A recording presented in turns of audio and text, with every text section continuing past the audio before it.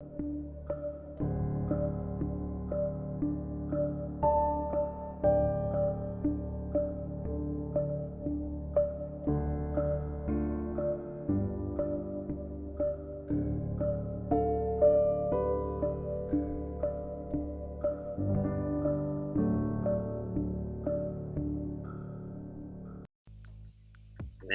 we're live. This is Julien Jean-Pierre from the Royal St.Lucian Seamoss Company, and it is another episode of Let's Talk About Seamoss.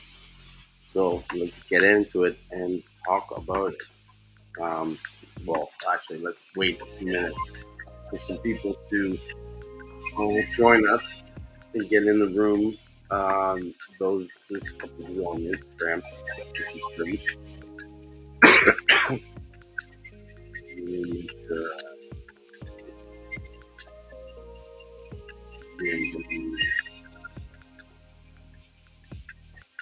I'll make sure that I'm streaming live on the platform.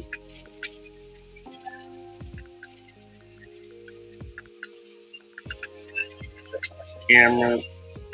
So, what do you guys want to talk about tonight for Seamoss? Let me know if you guys have any questions. Any points of topic, just shout it out there and we'll get started on it. Probably we'll talk a little bit about, probably farming. What else would we talk about? The different types of Seamoss. I know a lot of people like to talk about that, and why one is, perceived better than the other.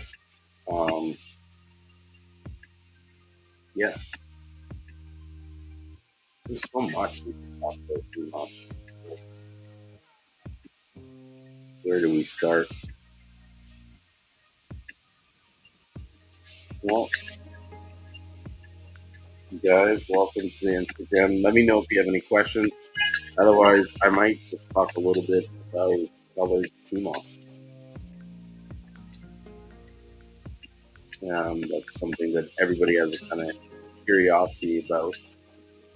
And it's difficult because, honestly, there's not too much research done on the different colored Seamosses. The colored Seamoss is like something that's relatively new. They haven't really been doing it for many years. And I mean, what do you suggest to tell people to get them to try? To get them to try Seamoss? The best way I think to get people to try Seamoss is just to give them a little sample. Just give them. A lot of times I give people like a 2 or 3 day sample, or I know a lot of people do like little just shots or whatever as whatever open pop-up events that they do. So that, I guess, would be one way to get people to try it. Another way is to show them the benefits, tell them your story, what experiences you got out of it.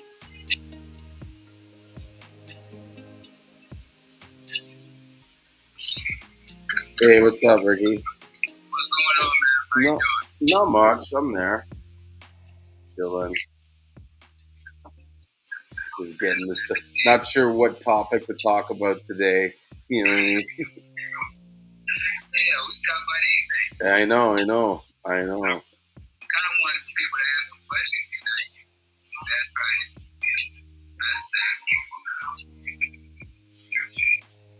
So this guy, one of his problems is that people's first experience has not been that good. Okay, that's fair enough. It just like people's first experience is based on pretty much where they're getting it from, the type of quality they're getting. There's a lot of factors when it comes to that first experience. Like I know my first experience was the quality wasn't that good. However, I didn't have a bad experience. And then I how much study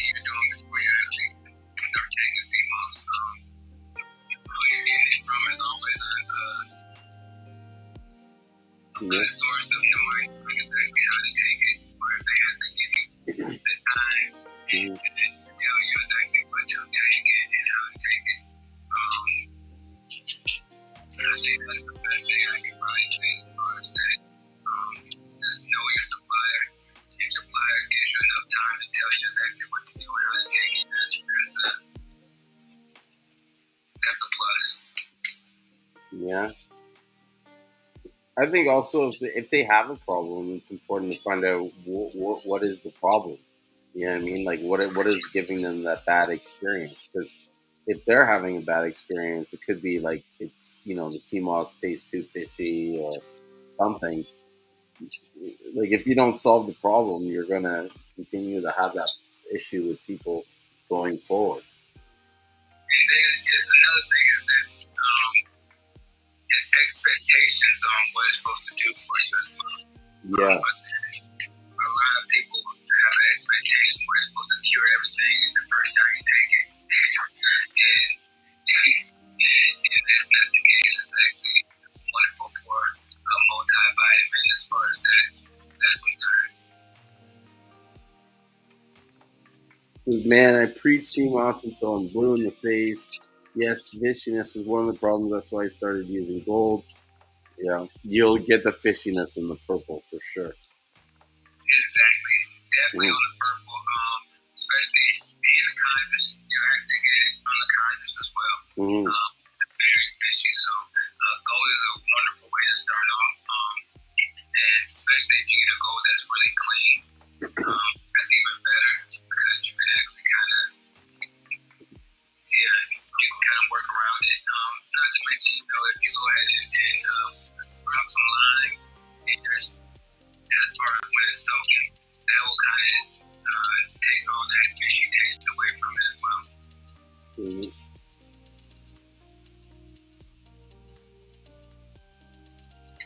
Yeah.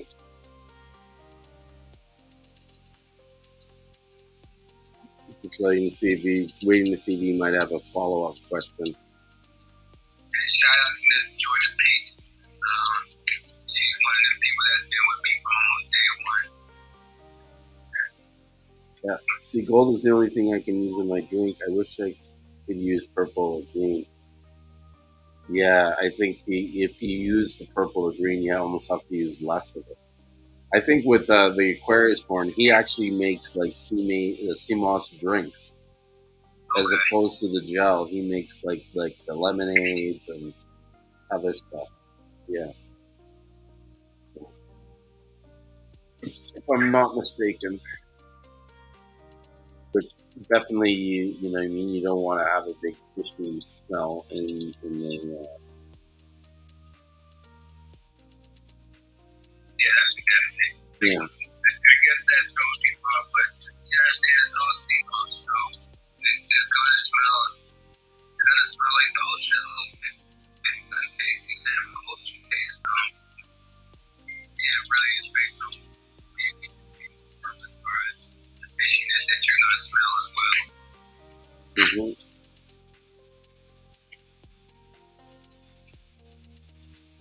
Sorry, I'm placing an order while I'm working. It's crazy that you're doing that because I'm having to place an order for some more capsules as we're speaking. So I have to do it later. Well, I'm creating an invoice for someone. Actually, I'm placing an order for a client, not for myself. I gotta make sure. I should go over a list of inventory to make sure I get all the stuff that I need. And I know soon I gotta order stuff so that because I mentioned before I'm going to St.Lucian, so I want to make sure I get all my packs, like everything stocked up before I leave, so I don't have to worry about ordering while I'm away. I want to just focus on relaxing.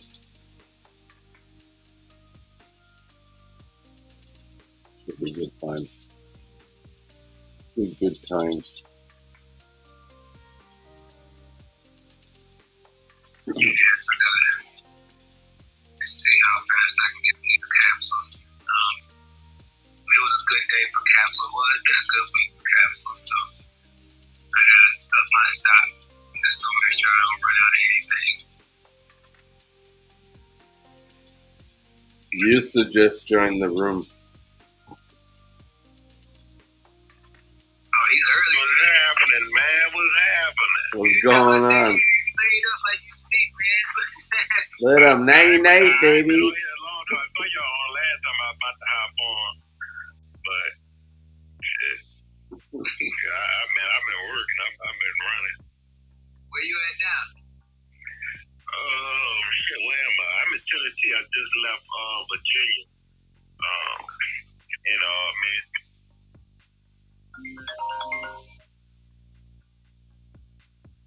What's up?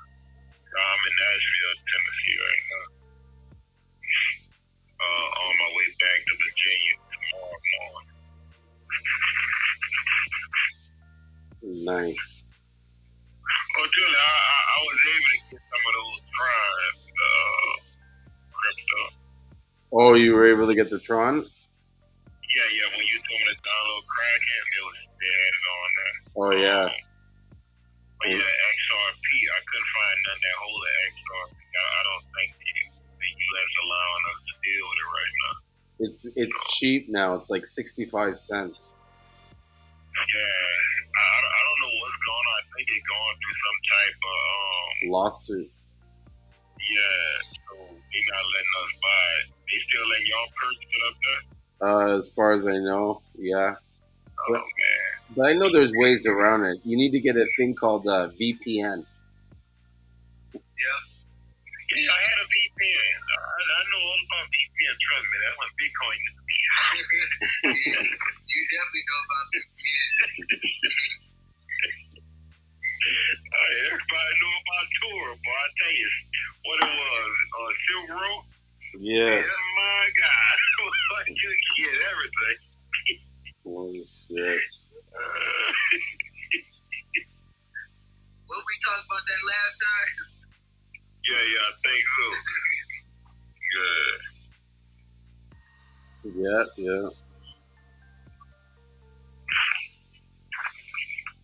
But yeah, man, I'm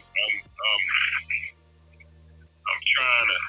I wanted to talk to you too, Julien. I was looking at a lot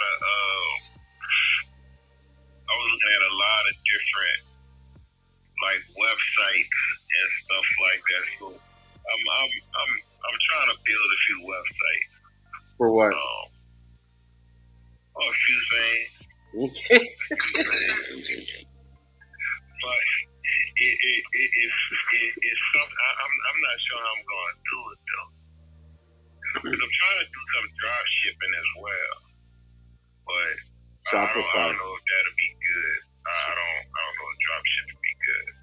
Shopify. But yeah. I'm definitely because I got like I have some savings and I'm trying to figure out what to do. So I don't know. I've been buying up silver and stuff like that. That's about it. I'm trying to do something. I'm definitely might get to Seamoss, but it's going to be different. I don't think I'm going to deal with it like everybody else. But I'm trying to do something because I'm getting bored driving this truck. There's so many options of what you can do. You know what I mean? Even just in the health space, like. But like when it comes to like drop shipping or setting up a quick website in the business, I feel like Shopify is the way to go. Just because it's one of the few sites where you could build it all on your own and you don't really need to like hire out to do stuff until you want to take it to the next level. But if you want to set up like a prototype kind of website, it's like boom, bam, you know what I mean? You even get it like a trial while you set it up. I'm going to do something though. I'll be out here too much to really do anything. I went home for like a day. That was it. I went home for one day. And right back up. But I found a company that deals with like coffee and stuff as well. Coffee? I'm trying to source. I'm trying to find different sources of coffee and stuff. Yeah. You could start a business where you're like sourcing various sort of coffees around the world, and you're like this exclusive sort of like coffee like connoisseur. You know what I mean? And even do like a coffee club. You know what I mean? That'd be cool. That's where it's at. Coffee club. Mm-hmm. But that machine you told me about, bro, that grinder, man, that shit all come in handy because, I'm trying to do my seasoning and stuff, not much space. Yeah, that's gonna come in handy. Because the one I was gonna buy, man, that thing was extremely too high. I'm happy you told me about that one. And you gotta get one that's extremely high. Like, especially if you're doing something like as long as because if you're doing like a bulk, then yeah, you might want to look at that. But if you're doing something like as far as you want to do like a couple pounds a day, man, just go with that one. Yeah. It's a lot better to deal with. And I don't have no issue with it. I say that's probably one of my best investments I ever even, because when I see the difference as far as when I be looking at a lot of people's powder compared to mine, I be like, what? Like this different. It's like fine. It's like powder. Like where everybody else is more like granule powder. Yeah. It'd be granulated powder. Yeah, that's what I noticed about you. I'm like, man, that's one of the best grinders I didn't see. Because the other ones, they, is like granulated, and I don't like that. But the one you have, I was like, man, that's nice. I don't know where I'm gonna put it though if I get one. That's my only thing. I already have like some industrial ass equipment in my house. So.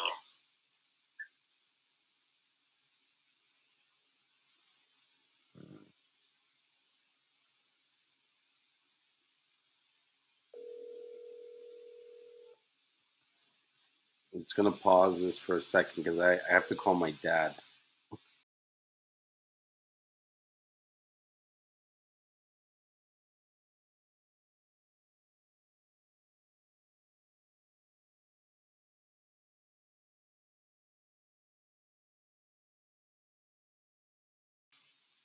Sorry about that. I just, when you're doing something and you realize Put the fruits and stuff on it. You realize that your dad calls you, and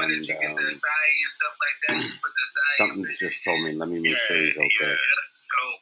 Man, bro. I think mixing that Seamoss in that side might be that thing. That's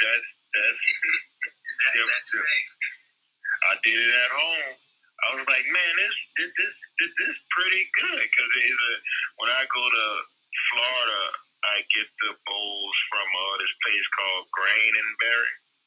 Yeah. And they make like big papaya bowls and the Asia bowls. Man, I didn't know it was that good. Man, I like that I like the side with granola. Oh man. Yeah, granola. Yeah, you put some granola on the side of it, put a couple fruits right next to it. Oh man. That might be my new breakfast in the morning. Like, bro, seriously, I gotta think about it. Like, when I actually used to own a playing smoothie, that's exactly that was our big thing when we started getting them I think it was Zama's, I forget what it's called, but it's a certain brand that actually makes a lot of the side that you can get. Yeah. You can get in the package, so we used to always get the packets. I used to fill it up. I used to make a protein shake out of it. It was a protein shake. I used to add the granola to the protein shake. Man, that's probably the best protein shake I've ever tasted in my life. That's a good breakfast too, bro. You know, that's a good breakfast, man. I'm just thinking about that right now, man. See, man, what time is it? I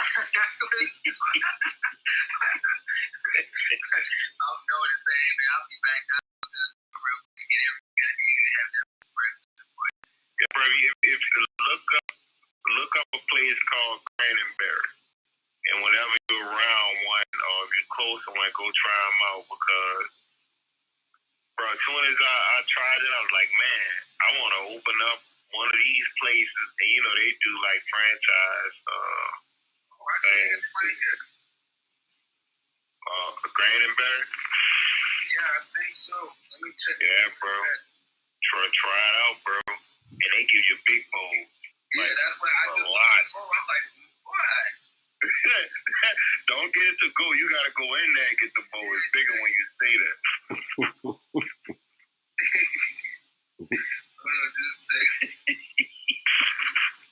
No, they only in Florida. I'm only seeing them in Florida right now. I know they got one in Nashville, Tennessee as well. They got South Tampa. Yeah, I'm gonna find one that's close. And you in Atlanta, and you in Georgia, right? Yeah, I'll find one. I definitely find one. Shoot, I'll mess around and open a franchise. I wanted to do that, bro, but I was like, man, that's a grip, man. That's a man. Sheesh. Ooh, I just put that. You're right. It is a little quick. Oh, you was looking at it? No, I just put it in as far as franchise, and it went up to like 250 to 350. Man, that's a grip. So someone's asking you about how you spell that. Hold on, Grain and Berry. I'm about to put it. Grain and Berry. Yeah, I just put it in there. All right. Yeah, man, that's the man. Grain and Berry, man, that's the shit. I got these pamphlets and stuff because I actually got the information to franchise one, but I ain't balling like that. I got that type of that money. Yeah, that's a nice penny right there. Yeah. I just do like everybody else does and make my own. You really can't. Most of it franchise fees. So what you actually, you be like, oh, man. Yeah.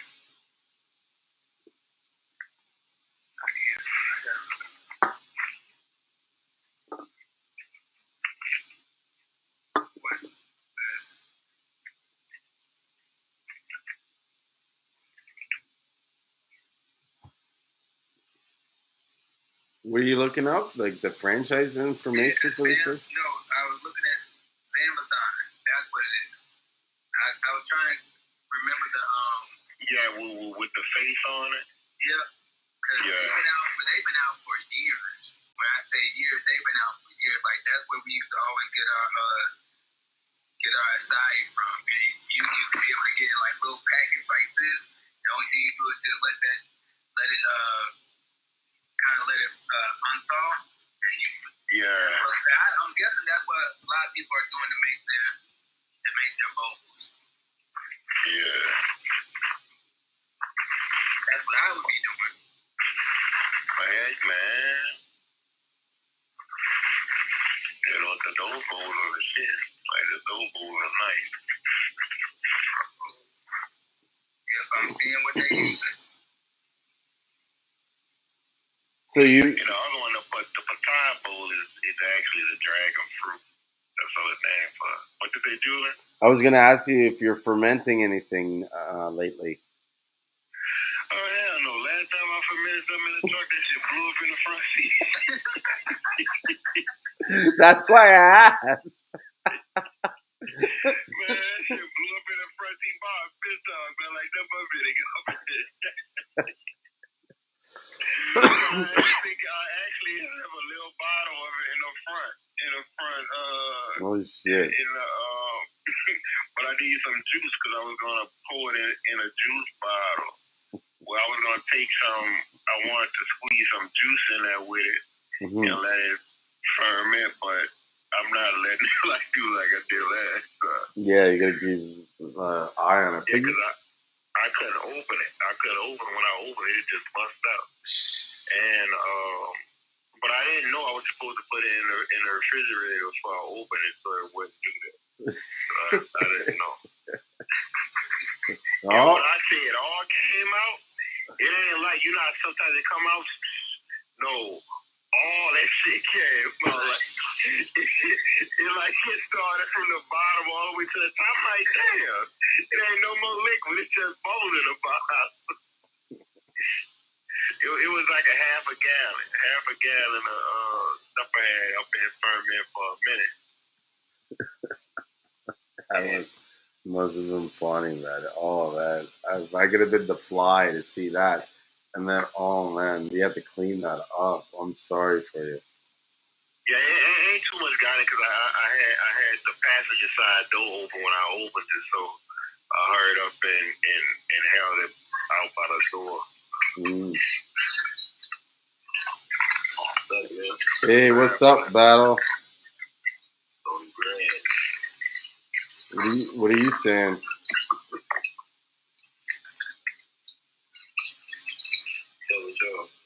Not much. I'm there, hanging, doing the live, chilling with my boys. What today is? It's Wednesday, huh? Yeah. You do what, Wednesday and Sundays. Sunday? Okay. We in there. What's that? Adult candy.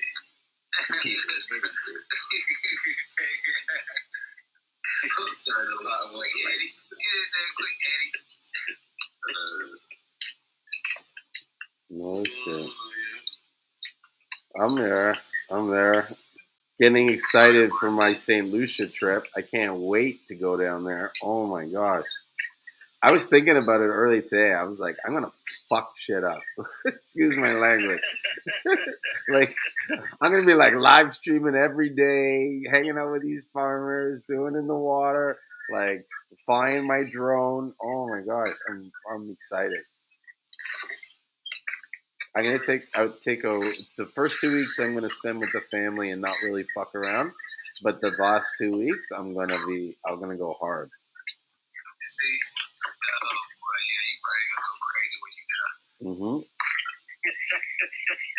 Yeah, I'm gonna be drinking my brights and stuff, but I'm really excited because I get to go back to this resort that I've stayed at every time that I stay there in St. Lucia. It's called the Windjammer, and it's like a really nice 5-star resort, all inclusive. The food is like phenomenal, so I'm gonna like gain so much weight, like. Wasn't you looking at a resort when you went up there before, right? Like some property that people wasn't using? I was looking at I was always looking at property. Yeah, because I know you had a video you were showing us, and it was like this big, like, it looked like it used to be a hotel, and it was just abandoned. Yeah, you know what? I've been bugging that guy for the last 2 years to get something going on that place. That place was sick. So what it was, it would look like they had just built it, but they hadn't really run it. But it was like a guest house in the jungle. And so it was up in the, like they call it the heights. So you have to drive up towards the mountains and stuff. Beautiful view, nothing but nature and fruit trees all on that property. Bro, if we could get that thing together and like, clean it up, you could like have some serious sort of retreats and stuff. But one of the things that I have sort of in the back of my head or the plan is to build a sort of like guest house retreat resort and have people come and stay at it and basically build it so that other people can utilize it to do their own events and retreats and stuff. So like if you're like a yoga person or like you're a breathing expert or whatever, you would come and rent this. Yeah. Like when I looked at that place, that's what I saw at that place. It was like, you can clean this up and anybody can do their sort of like female getaway or whatever, Yeah. So, but sadly, the guys, I don't know. Sometimes things, they take time. But if it's gonna happen, it will happen. That's what I've realized. Because what can I say? You know what I mean? I've been in situations where I thought nothing was gonna happen, and then like I go and stop for a beer somewhere and I bump into somebody and it turns out that that person is the person that they need to, you know what I mean? That I need to know to make it happen, you know? So that's why I'm always like, well, wasn't meant to be then. You know what I mean? Could have bought that place and the guy could have took us for a ride and that there was something wrong with it foundationally or something that I couldn't tell, you know? Hey, what website program y'all use? Y'all use Shopify? Y'all use Yep. other Shopify? Yeah, I swear by Shopify. Mainly because all the other sites take more programming and setup. Yeah, because GoDaddy takes some damn program. I would never Crazy. in life use none of this stuff ever again. If you want to use something that's not Shopify, my recommendation is to go with a WordPress template and then install WooCommerce and run that. That's a free thing. It takes some design and setup, but it's not so much as the other stuff. And it's sort of like this is an app or a script that's been around for at least a decade, and lots of people are working on the project. So you get a lot of I guess plugins or things that can advance the functionality of the site. Yeah. But yeah, I was just going over a lot of those type of things on YouTube, trying to get as much information as possible, and trying to learn marketing and stuff like that.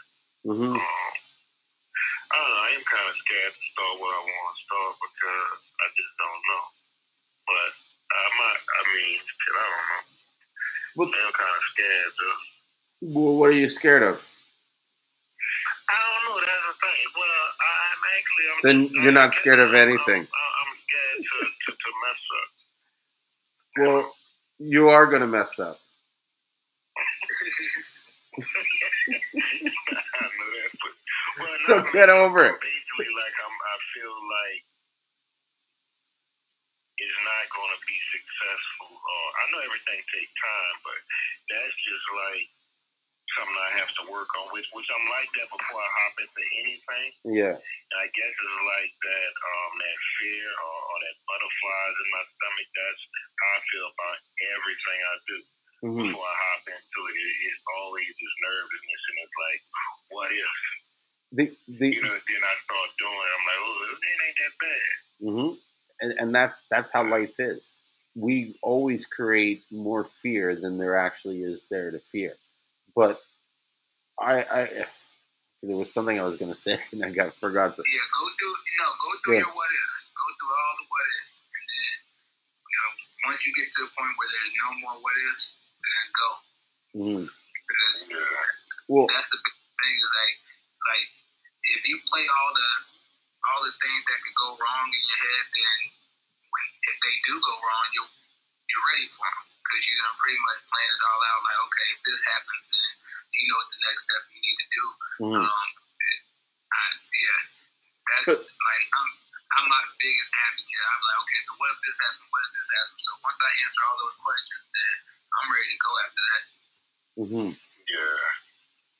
But I also think that the success, like when I look at people, like what makes successful, or when I'm successful, what was it about it that made what I did successful?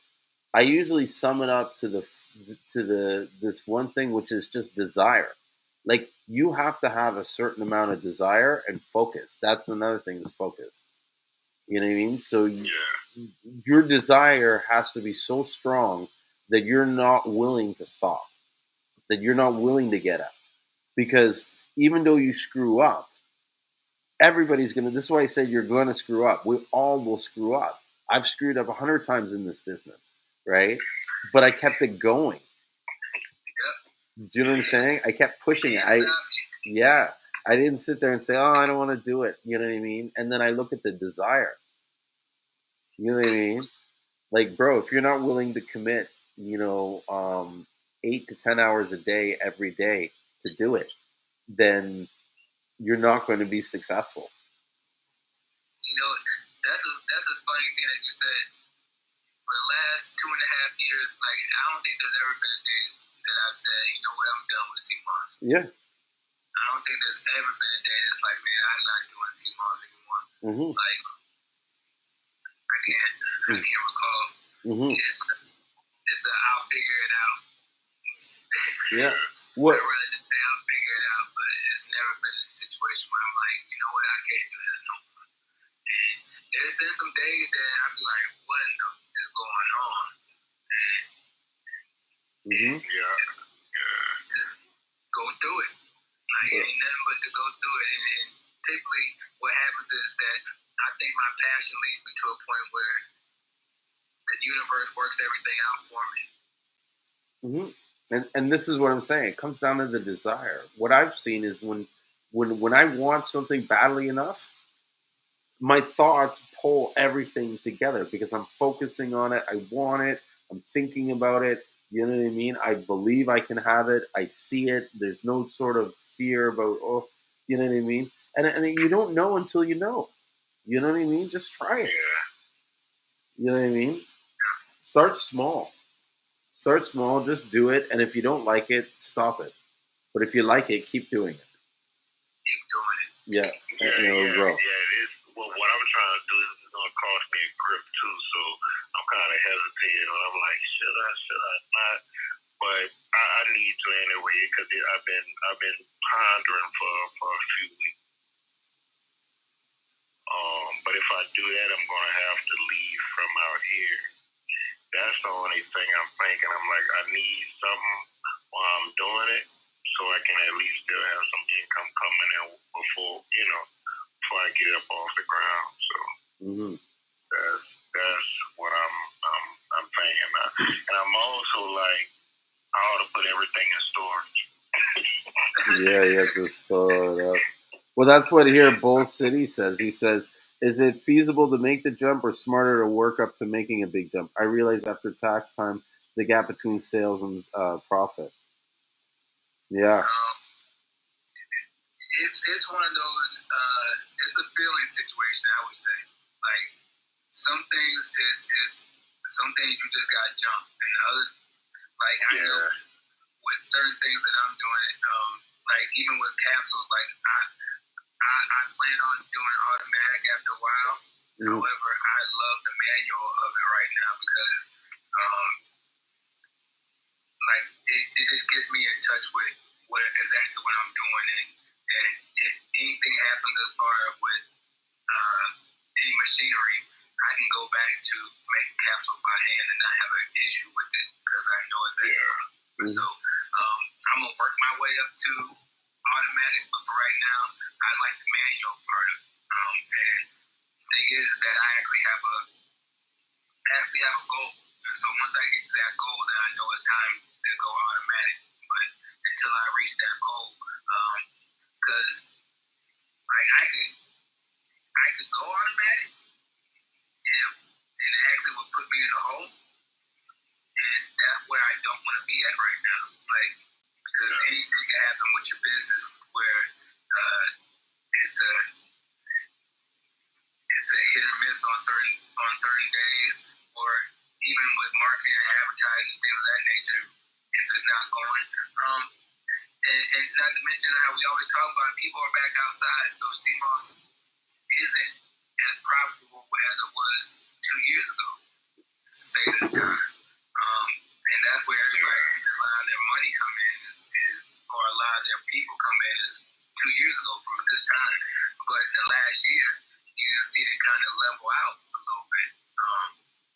So unless you actually have a goal as far as who you're going to be, like a pinpoint audience, who you're going to be marketing and advertising for, and you can actually get it to them and boost your sales up quick, I wouldn't take it super big. That's them old school. Keep talking to the inspiration. Yeah, that's the old school label, man. I miss them labels a little bit. Bro, I ain't gonna lie, bro. Whoever done your logo, bro, that's nice, bro. That was nice. tell you about my guy be on it. He be on it, man. I've been trying to turn everybody else on to him. Yeah, he did his job when it comes to label. And that logo hits. And I'm gonna tell you about the crazy thing about the logo. Like, I ain't never seen the dude. I just told him exactly what I wanted as far as the look wise. And when he brought it back, I gave it to I let my girl see it, I let Crystal see it. She was like, that looks just like you. Just about something. I was like, and that was on the first hit. I was like, ain't just about something. Like, oh, yeah. Nice. We've been rocking with old dude ever since. Well, I think to answer Bull City's thing, I think you don't want to make a total jump until you're sure that you really want to be committed to that, whatever you're doing, you know what I mean? That business and stuff like that. And that regardless if you take the jump, you don't need to do it. But I think when you do the build up, you need to set a goal on what it takes in order to make that jump. You know what I mean? Like some of the guys I work with that want to do that, like I'll talk to them on the phone and stuff. We kind of like work backwards from, okay, I need to make this much sales per month. And then it's like, okay, well, how do I make this much sales per week, this much sales per day? You know what I mean? And then when you start breaking it down almost to like the day, it helps, create a strategy. Huh? If you double your lead, you double your sales. That's true. It really is. You always need to be looking at getting traffic. I agree with that. Like the more traffic you bring to your site, the more sales you'll get. But you also got to be mindful of the traffic you're bringing, because I've done stuff where I sent a lot of traffic, but it was shit traffic, and then the conversion's low. But I feel like if you're gonna send the shit traffic, make sure you're paying cheap. Like, exactly. Yeah. Make sure you ain't paying an arm and a leg for that traffic. Yeah. So, like, when you do ads and stuff, do it target the audience you want to target? Yeah. So, okay, because I'm like, if you just get like traffic, it's like, what the fuck is Seamoss? I don't know what this is. Well, like, yeah. Well, here's what I've automatically and manually, depending on how you want to do it, but you pay for it. Mm-hmm. Here's what I've kind of learned through my practice of doing the advertising and stuff is I start with a wide range ad, where the ad is like more about just talking about information about Seamoss. Like, maybe you want to put a PDF or something like that, where you tell like the top 10 benefits of Seamoss, or you get some recipes on Seamoss, this, and that. Send that ad super cheap, as many people as possible. You take the information from the people that what's so funny? Somebody said he eat the shit out that plate. Yeah. Yo. Eat good, yo. It tastes good. Yummy. Eat what? 8, 10, 12 hours a day. He's working hard. He needs those carbs, those energy. So getting back to what I was saying, so I run these cheap ads to a wide range of people, usually based on interests and stuff like that. And then from there, the people, I send them to my website or a page to get information on the Seamoss. And then from there, once they're on the site, I pick them up with the pixel, and then I can start tracking them. And if they make any purchases or stuff like that, then I know that, right? So then I create a lookalike audience from the people that have went and say viewed content on my website. From there, I put a more information like ad that talks about like my company and who we are. We've got Seamoss from St.Lucian, because now I've identified them that they have an interest in Seamoss. Then I sell the interest on the ads. Then those people come back again, and if they make sort of like a purchase and stuff, I create an audience based on the people that visit the site and do purchases. That I send them an ad on a discount or some kind of promotion. And so from there, I sort of, play with the audiences and the ad spend. And when you get a good ad and you see that people are converting, you just put more money on it.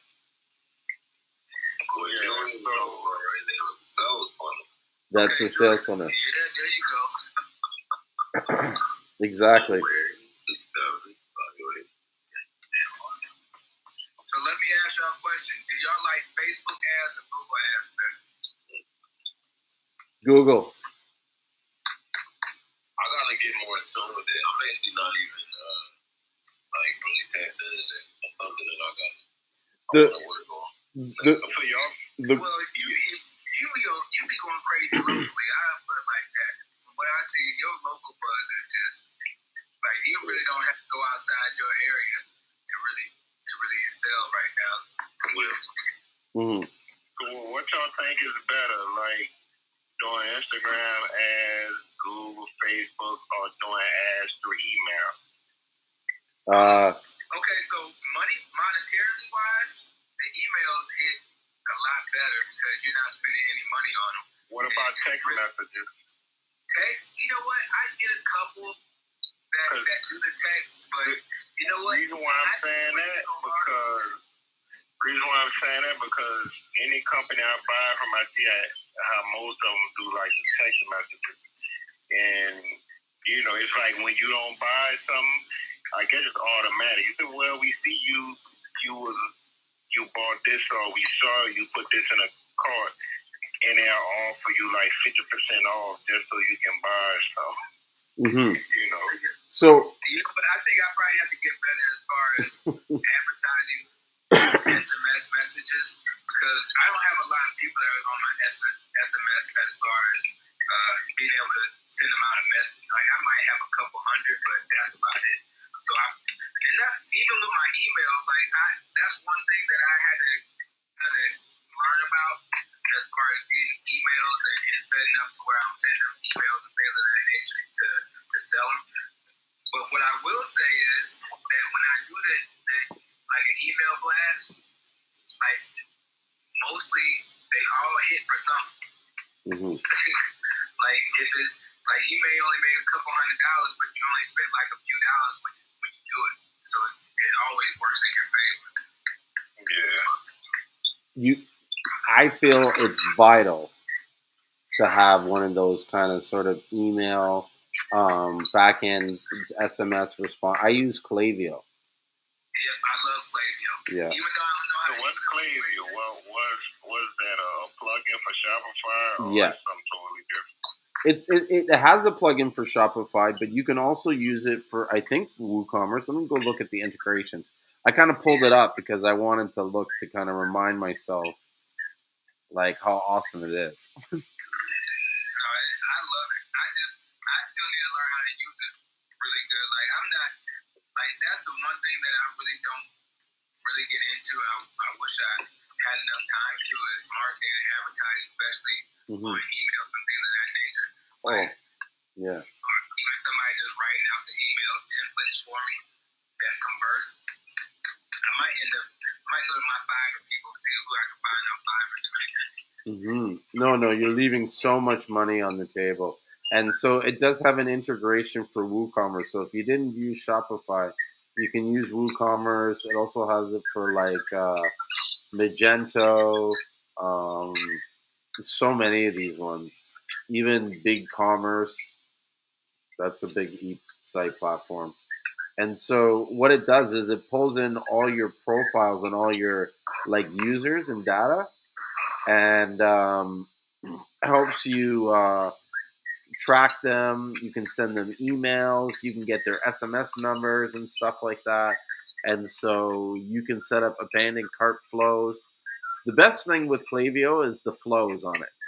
And so it allows you to set up these things where you can set up these messages to them.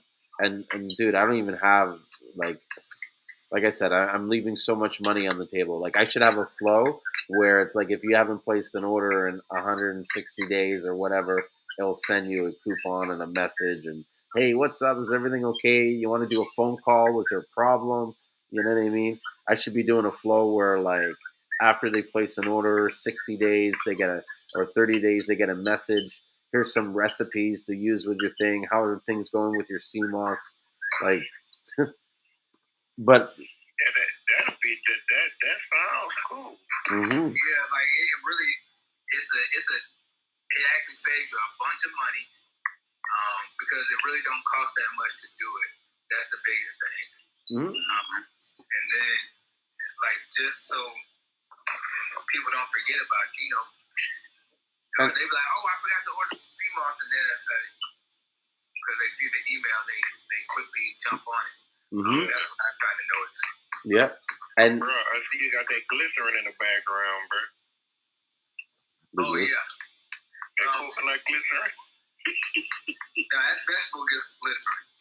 Yeah, that's not the coconut. I think that's the brand I use. It may be the coconut kind. I don't know. I ordered it. Yeah. We just made it. Like we just did a hair butter, a hair cream, and so and it came out really good. Hold on, I think I got it. It came out really good. Like we stay experimenting, but yeah. Like, Man, that came out good. Yeah, man. When I say it smells, and okay, so this is the thing is that I'm infatuated with ginger and the smell of ginger. Like anything that has ginger or ginger oil. Yeah, I understand, bro. That ginger, boy, that hit your nose. That ginger. And so it peaks your nose, and so like when I was like, Crystal, can you make this? And I was like, can you add some ginger into it? Oh man, this thing smells so good. And then she put the flaxseed in it as well. Like ginger and flaxseed and a hair, man. Yeah, ginger is not too strong. It's just right. And it's something you can smell every day. I went and got a haircut just for the purpose. Like, I went and got a haircut. But I'm about to advertise this junk. Now that's a big market now. Skincare, hair products, that's a big market. Bro, that's a huge market. and that's a market not a lot of people are making products for. You know what I mean? Yeah. And so I'm gonna test it out for the next couple of days, see how it goes. But yeah, I don't think I got a haircut just for the purpose of seeing how it goes on. Yeah, I'm gonna be a hair model for a little bit. So you're gonna see my Soul Glow ass coming. Oh shit! Don't worry, bro. I'll do a commercial for you, bro. Everybody likes funny commercials.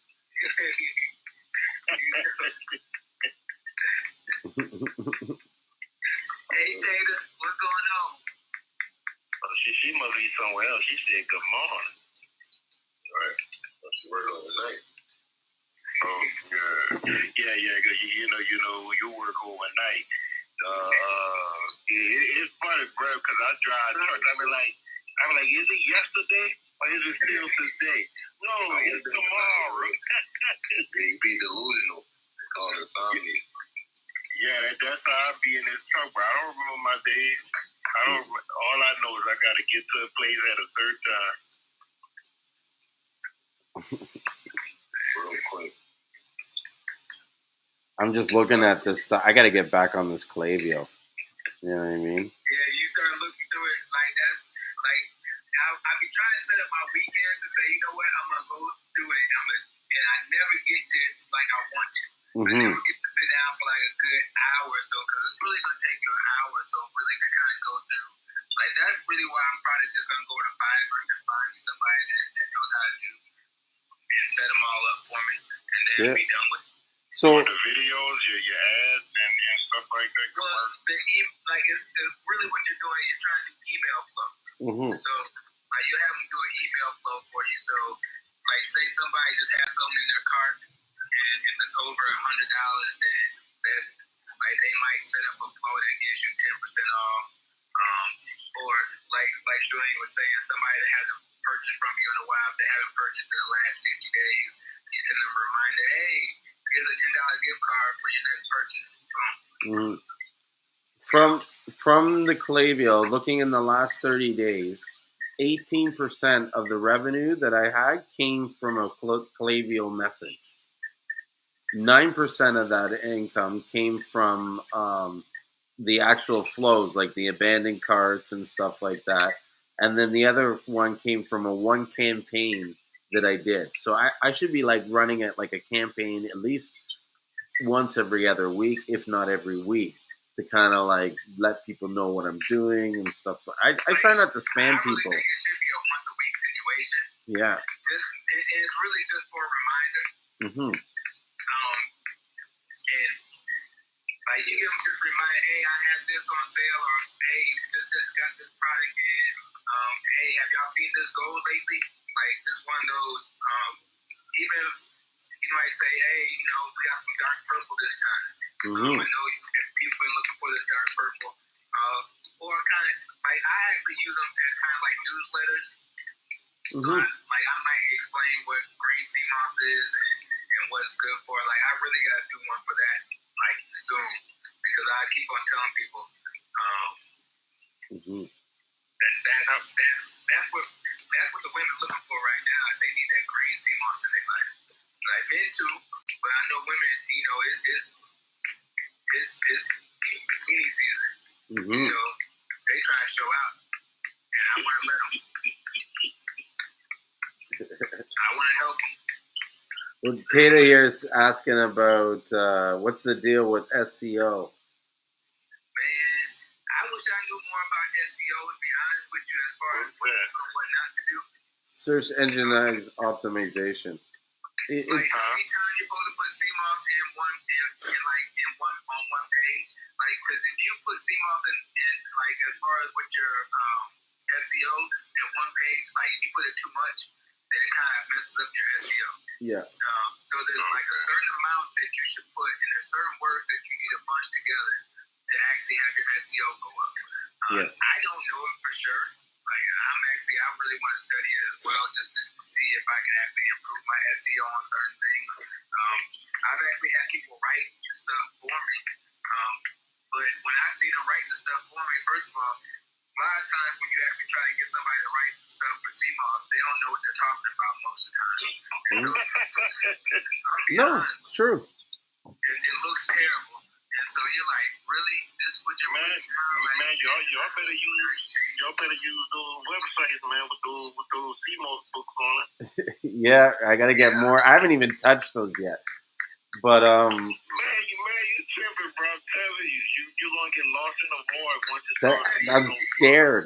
I'm scared to look at those books. I've shared them with other people. But I'm telling you, it's a lot to read, though. Yeah, that's what I'm saying. I'm like, here, guys, good luck. I'll pick it up when I'm getting into their when I go on my trip. I'm gonna pull some stuff up and read that. It's a lot, bro. I got on that website. That is true. For the first couple of days, I'll be on nothing but Brights. You'll see me live streaming. You'll see me live streaming. Like, what you making, butter? What, this right here? Yeah. No, this is that powder? Yeah, this is powder. So I'm just kind of I'll hand mix. Like I'll do like this and shake it up, mix it, and then I'll put it in a bowl and I just start whipping it for a while. So yeah, here's my experience with SEO. Right, it really comes down to how deep you really want to go with it, but at the very least, you need to sort of understand some of it and do some of it yourself. You shouldn't just hire somebody to kind of do it. Because like Ricky says, most times the person will just give you some generic keywords and they won't really know your industry. The key to getting good SEO is basically doing some research on your target market and understanding who your audience is, who you're selling to. And so you need to know that yourself. And so through the process of sort of defining who your target audience is, the keywords will just become natural.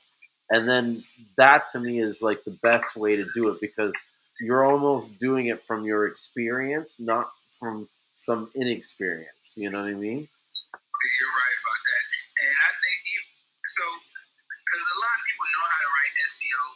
lot of people don't know how to write SEO for Seamoss. Yeah. And that's the biggest thing is that they don't know Seamoss, so when they start writing stuff, it just it's not that good. Mm-hmm. They're just like what it is that they'll just put keywords in, Mm-hmm. and with those keywords, some of it don't make sense in the language that they use. I'm like, okay, what are you talking about? Mm-hmm. That like I have so many blogs and vlogs that I have around 20 of them that I purchased, and I don't even put them up because I'm like, this don't even look right. And then it's kind of like, and then I want to go back through it and kind of change their stuff up, but a lot of times is the stuff that I'm changing is the keywords, and you don't want to change the keywords because they mess up the SEO anyway. So it's kind of it's like trying to find somebody that really is into Seamoss and knows Seamoss, and then have them write the SEO. Now that's so. Would that be on the same page as your product? Is basically. Yeah, like so you can have it's like okay, so main page SEO is really big as far as what you put on your homepage, and once you actually get to that, then your product pages are always big because like if somebody's looking for like I'll say if somebody's looking for Seamoss Clarion and burdock root, like in capsule form, like if you have the right SEO for that, then you're gonna go to the top of the list real quick because there's not that many people there's people selling it, but I don't think there's that many people that are SEO selling it. Mm-hmm. Like they're not writing a whole description down on what it is and things of that nature. Mm-hmm. And really, to be honest with you, when I see the people that are at the top of Google, it's like you can tell somebody wrote it for them. Mm-hmm. Like they have a personal writer. Like their writing is good. I'm like, man, who is a day jump? Like I need it. Like I almost be one. I mean, you just gotta get somebody, I guess, to look over it, right? Like if I'm looking for a product, and if I'm most of the time, if it catch my eye, if I'm reading it and I'm like, okay, this, but if it's too much, I'm like, nah, I'm not about to read all that shit. They put a whole dictionary down there. But and that will actually mess up the SEO if you actually write too much and then you actually have too much going on because it's not going to target what you really want it to target like you think it should. There's a science to it, and I don't know the science to it yet. So, I try to stay out of it. I wanted somebody to kind of find it for me, and then I just kind of take over from there once I see the science and how they do it. And then I like to take people's stuff and say, okay, I see what you're doing now, and then I do it myself. I can write you something good about Seamoss. That's probably the only thing I can write about. I'm serious. I can have it for you. I can have it for you by tomorrow. Yeah, see, and then what ends up happening? What you're gonna have to do? You're gonna have to be like, you're gonna have to have that tab more, and then when you click it, some more shit comes.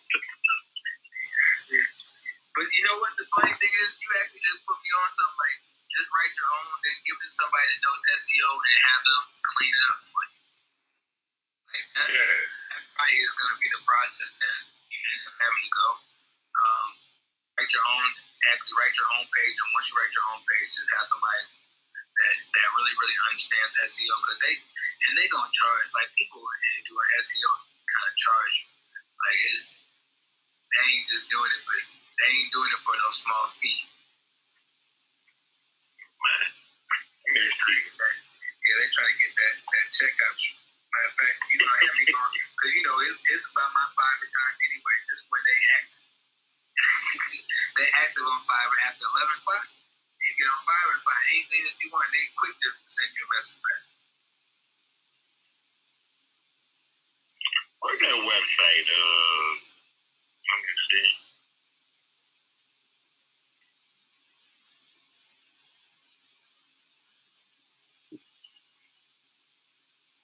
Sorry, I'm spending some time because I checked out this site. There's a site with a Chrome extension called Keywords Everywhere. And so you're able to look on the different sites and see like their keyword ranking and what's making them sort of stand up on the first page. Because so, for instance, I'm looking at this place and I did CMOS. And like I'm shocked that this guy that I know that does gel, he's like on the first page, right? The CMOS guy. You know what? I got that extension. No, it's pretty cool. It shows the traffic, the total keywords that it ranks for, and then so I do a keyword to see what other words that he ranks for, and he's got like CMOS gel price, my CMOS didn't gel, wholesale purple CMOS distributors. So I think sometimes a lot of these keywords together help you stand out to have because they all contain CMOS in that keyword. Exactly. So that's or really those keyword phrases. It's like you can actually have so like one thing that I've seen especially early on is that Irish moss would actually hit better than CMOS. And so it will kind of messed up because you'll see it, and I think that's why a lot of people were actually putting Irish moss instead of sea moss in a lot of their descriptions and things of that nature because the SEO was better. And you be like, they don't have Irish moss, they have regular sea moss, but it wasn't about that. It was about the SEO that they wanted to hit on. That's just me looking at some stuff. Like I'm not sure how it is now. But I know back then, when you first started, like everybody was using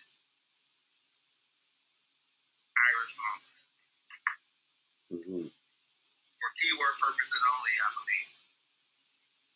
Maybe I have to add that into my SEO. I haven't even really done too much SEO on mine. I just know, like, I was pretty mindful when I picked the company name and the website domain, and I kind of left it at that. Figured, people are going to all search for CMOS. But if they want St.Lucian CMOS, that's what they're going to search for. And, that and I run the Google AdWords. But I've been thinking about looking at doing video ads. You know what I mean? So getting on YouTube and doing sort of like in-stream ads on the video. Okay, so raw CMOS near me is a good one. So there's some people that got some wonderful SEO going on. Yeah, I need to work on my SEO. I don't even think I'm on like the 4th page for CMOS. Oh, and that's another thing. I gotta get on my Google itself and refresh my Google and start and not Google Ads, just your Google in general. Making sure you have new content, things of that nature, and keep it fresh. That's another thing that actually, like, the more you use Google, as far as just they will shoot. I see you got ads up. Ads pop up when you hit CMOS. I'd say that's the question too. Would it be cheaper just to put the ad? Because, like, honestly, I'm not paying that much for Google Ads, AdWords, and I'm on the first page on CMOS. Yeah, like that's what I'm seeing. And the second and third. Things that I look at as far as ad-wise is that I would always want the top ads, like at the top, where they have like the shopping, because that's the first thing I look for, truthfully. Like I don't even go to a lot of the other stuff. Like I don't even scroll down if I can find it at the top.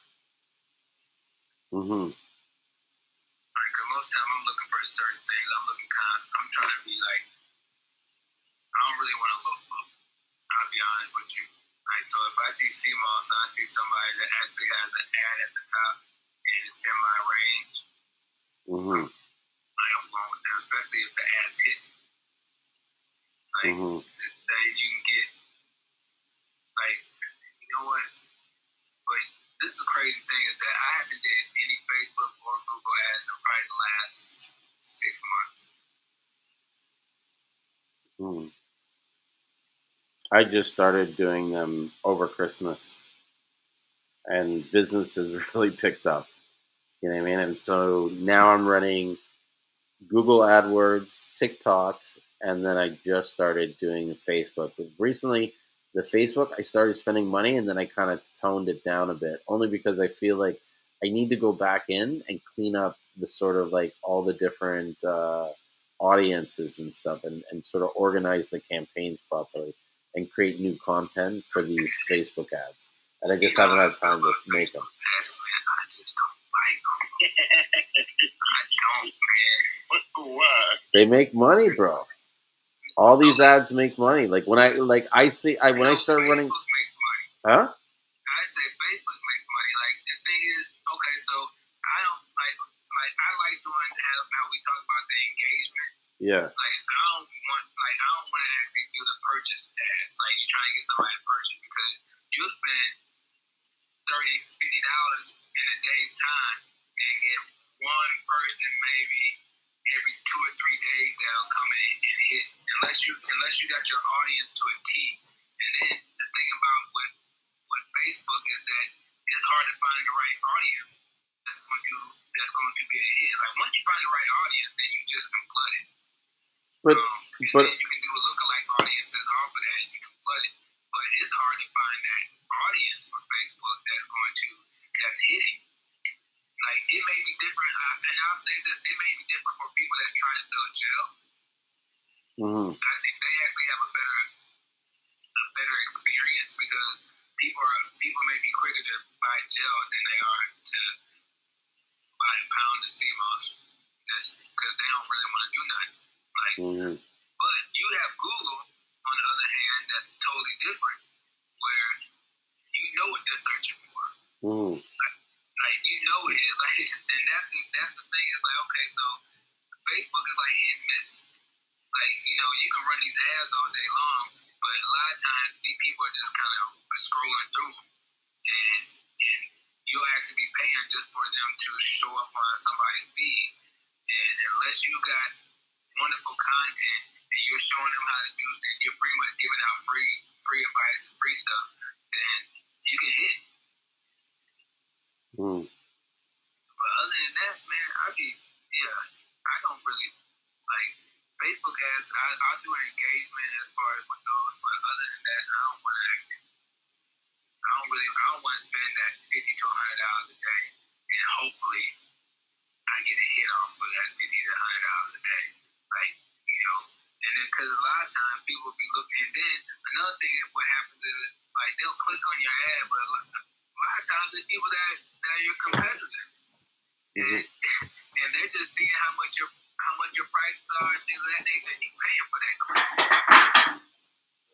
Like, you know, you guys you pay for that click. Like, as soon as they click, it's like, oh man, you gotta pay for the click. Yeah, unless you have one of them situations where it kind of funnels who's clicking and who's not, so you don't have to pay for it. But then you gotta spend money on that, and so it's not even worth it after they eat it. Like, so you just think if all right, so if you just think about it, I see Julien's ad and I click on Julien's ad. Guess what? Julien got to pay for that. Yeah. You gotta pay for that? Yeah, but guess what? I'm not gonna buy it. Like, But I'm just there looking at your website. But if I'm getting paid 25 cents for that click or 50 cents for that click, I don't give a shit. There's hundreds of people that. But just think about it. Just think about how many people are coming and doing that. That's when it starts to add up. A lot. Like, okay, so a lot. And then you're like, okay, so you may not think it's a lot, but what it is that if you said that you have a range of, I'm only spending, like, and this is for people that buy for active purchase wise. And you just say, okay, I'm gonna spend $50 today. Like, that's messing up your situation. What's your average order size? Ooh, right now, probably like Okay. So if you had to spend $50 to get that $200 in sales, or not $50, let's say $25, would that not be okay? Yeah, that was a situation where it always happens. But see, I'll run an ad for 3 days and only get one person to shop. Yeah, I got to show you how to run the ads because I'm getting like amazing results. Where it's like I'm spending $100 or $200 in ads, and I'm easily getting $1,000 in sales. Okay, let me ask you a question. Do you get a lot of people in Canada or is all States, throughout the United States? All in the States. See, I don't get that. Yep. Like, and that's the crazy thing. Like, I can put anything, and I don't, and I'm guessing the reason why is because I'm from the States and I'm not directly in St. Lucian. And that's the thing is that I had to go down to St. Lucian and be like, hey, I'm a St. Lucian and things of that nature. And then they might agree with me, but I'm from Iowa. No. Like, but our ads don't show. You know what I'm saying? Like, they'll go to you first because it's like your setup is St. Lucia. But they don't show that I'm in St. Lucia. None of the ads show I'm coming from St. Lucia. But if they go to your website, like then it's okay, so this is from St. Lucia. Like it's a little bit different type of situation. Like if I look at my website, you're like, okay, you know I'm in the States, I'm in Atlanta. Like, and yours is more of a St. Lucia website. You get what I'm saying? So a lot of people want to go directly to the source. And when you're showing that you're going and you're showing that you have pictures of you in the water and things of that nature, guess what? That's what they're looking for. So then, Rick, come down and let's take pictures of you. I'll take pictures of you in the water, and we could throw it in the website. Yeah, like, this nigga's still from Iowa. Like, we talk, but I'm guessing like that's really what it is. That's really like I see that a lot of times because you guys see exactly even in the buyers club, like people ain't going. Like people will go try to find the source before they try to find somebody in the United States that they'll actually purchase from. Mm-hmm. That's just it is what it is. Like I don't know. There's no way around it. Possible. I mean, we do say that we're trying to pitch. Well, we are from St. Lucia, but I don't know. I mean, I guess you have a point, but I feel like you could still get around on that. You know what I mean? You could still. Yeah, look, I'll get my people but what it is that okay, so it's just a little bit different. Like how you say, like you can spend $100 to $200, and you'll get somebody that will say, hey, I'll get 1,000 pounds from you. Like I'll get 100 pounds from you. Like I won't get 100-pound sales. I'll get 3 pounds to 5 pounds. Well, that's what I'm getting mostly from these Facebook ads. In fact, I'm getting more 2 ounces, 4 ounces, like usually under a pound. Like it's rare that I get large like wholesale orders from these Facebook ads. But the volume that they come in, it kind of like creates the ad. And because on a pound, you know the amount that you're charging, or sorry, on a like an half a pound or 4 ounces, the amount you're charging, you're making more on the pound than, you know what I mean, if you were to just sell 1 pound. It helps offset the cost of that advertising. I need to be using your audience. What's your email address, Brett? Huh? What's your email address? Reach. Not you, Julien. I'm Mr. Forgetful right now. Ricky. I'm gonna put it on here for you. No, I should go and show you some of the stuff that I'm doing with like the TikTok ad, like not just TikTok ads, but just the Facebook ads. Because like I said, I'm getting good results. ROAS is typically like 4 or higher. If I get an ad that's producing like less than 4 ROAS, I shut it off and I don't run it. And that's another thing is you got to set it up so that you know how much money the ads are bringing in. You know what I mean? Yeah. So I pay attention to all that. I'm telling you, bro. Like I just get I'll be honest with you, I get frustrated, and that's probably why because I don't keep on going with them. But I get frustrated with Facebook ads. Like I typically I'll set myself up in a whole bunch of groups, and I'll just post on these groups and get the same amount of traction that I would if I was actually just doing Facebook ads. Like, because I think it's the quality of the ads. I believe that a lot of people are just going to my site to pretty much compare shop.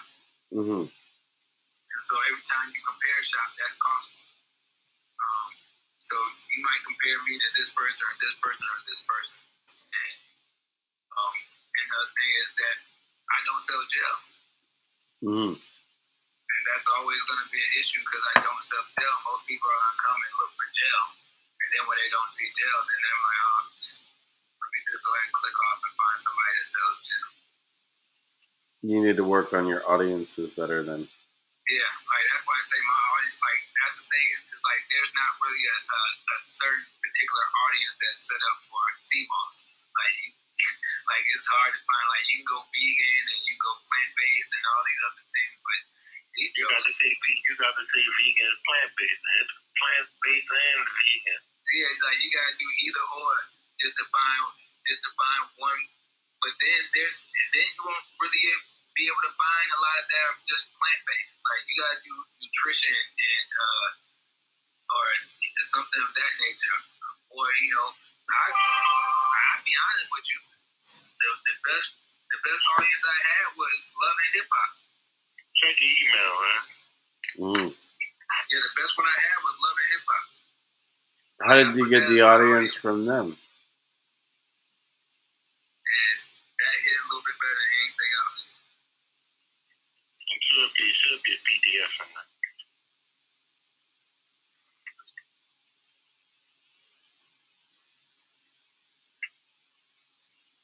Just looking at some of my ads that I ran for the last, that I've been running for the last month.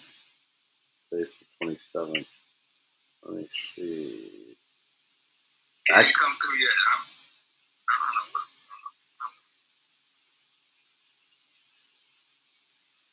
I don't know what. Ooh, one of them I shut it off because it's running so much. It's costing me $125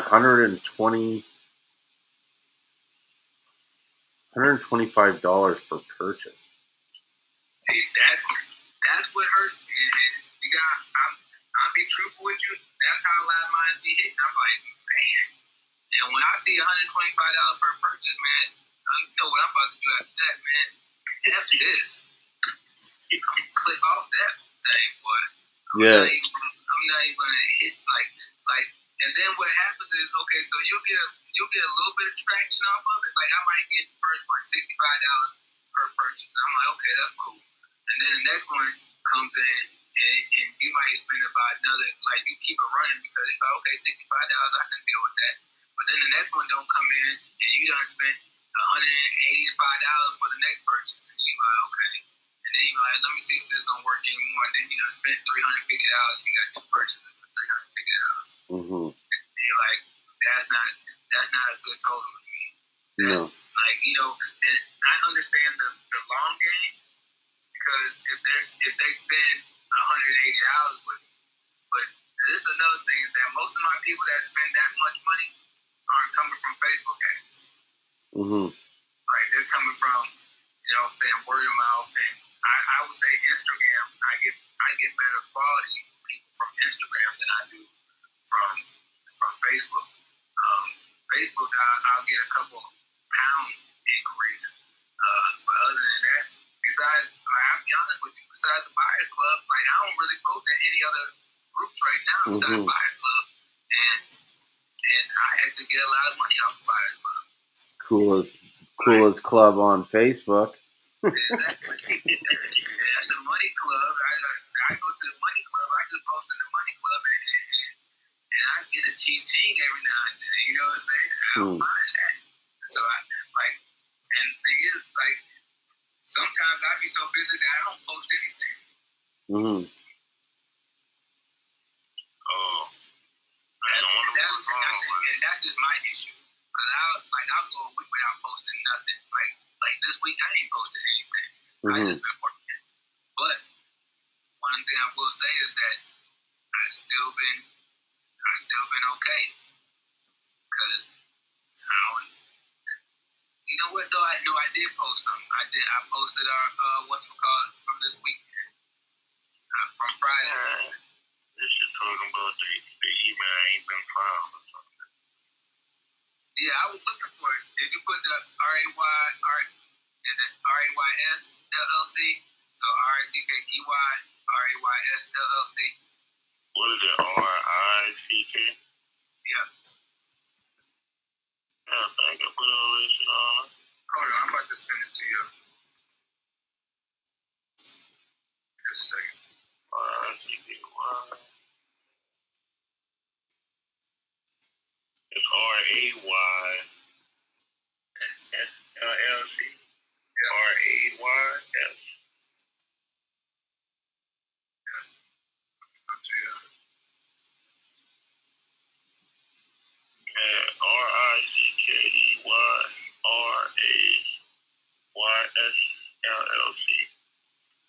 Yeah, you got it. at Gmail. I don't know, I probably put something wrong, man. Stupid.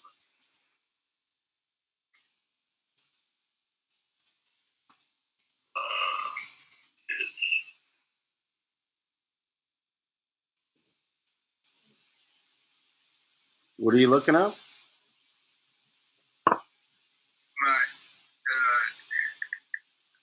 was trying to send him an email. No, I just sent it to your IG as well. So if you click on your IG, you'll see it in there. Let me see. So he was talking about the TikTok ads. I haven't really looked at my TikTok ads in a while to know. That's actually where the money's at, truthfully. Mm-hmm. TikTok getting big, too. Yeah, TikTok done took over Facebook and IG and Snapchat. Like, I ain't been on Snapchat in so long. I don't even know how to work Snapchat. I forgot all about Snapchat. Exactly. I don't even know how to work it anymore. Yeah, I get a lot of traffic. But I think I got to start working better on the audiences. So the one thing I like about this is my click per click rate is really low. So the highest I'm paying per click is 76 cents US. And what's that for? This is on TikTok. Okay. My lowest one I'm paying is 18 cents. And out of that, I'm getting 245,597 impressions and 5,472 clicks. So that's the traffic that's going to my website. Now, how much is that converting into sales? I'm not too sure. But at that sort of price for that one thing, it's almost like, I don't know, they have an interest in Seamoss and they're checking my site. I'm hoping that at some point my pixel, the other stuff, I'll capture them and I'll retarget them and send them more ads. You know, that's where I feel like you got to kind of capture. It's like you got to get them to come to your website, to visit your website, and then you knock them with the repetition of always seeing you around somewhere. And if you're always somewhere, like if you're always where everybody is, like where someone goes, they'll begin to think that, okay, this is the guy I'm meant to like buy Seamoss. Yeah, like I don't think I really don't do any TikToks. Like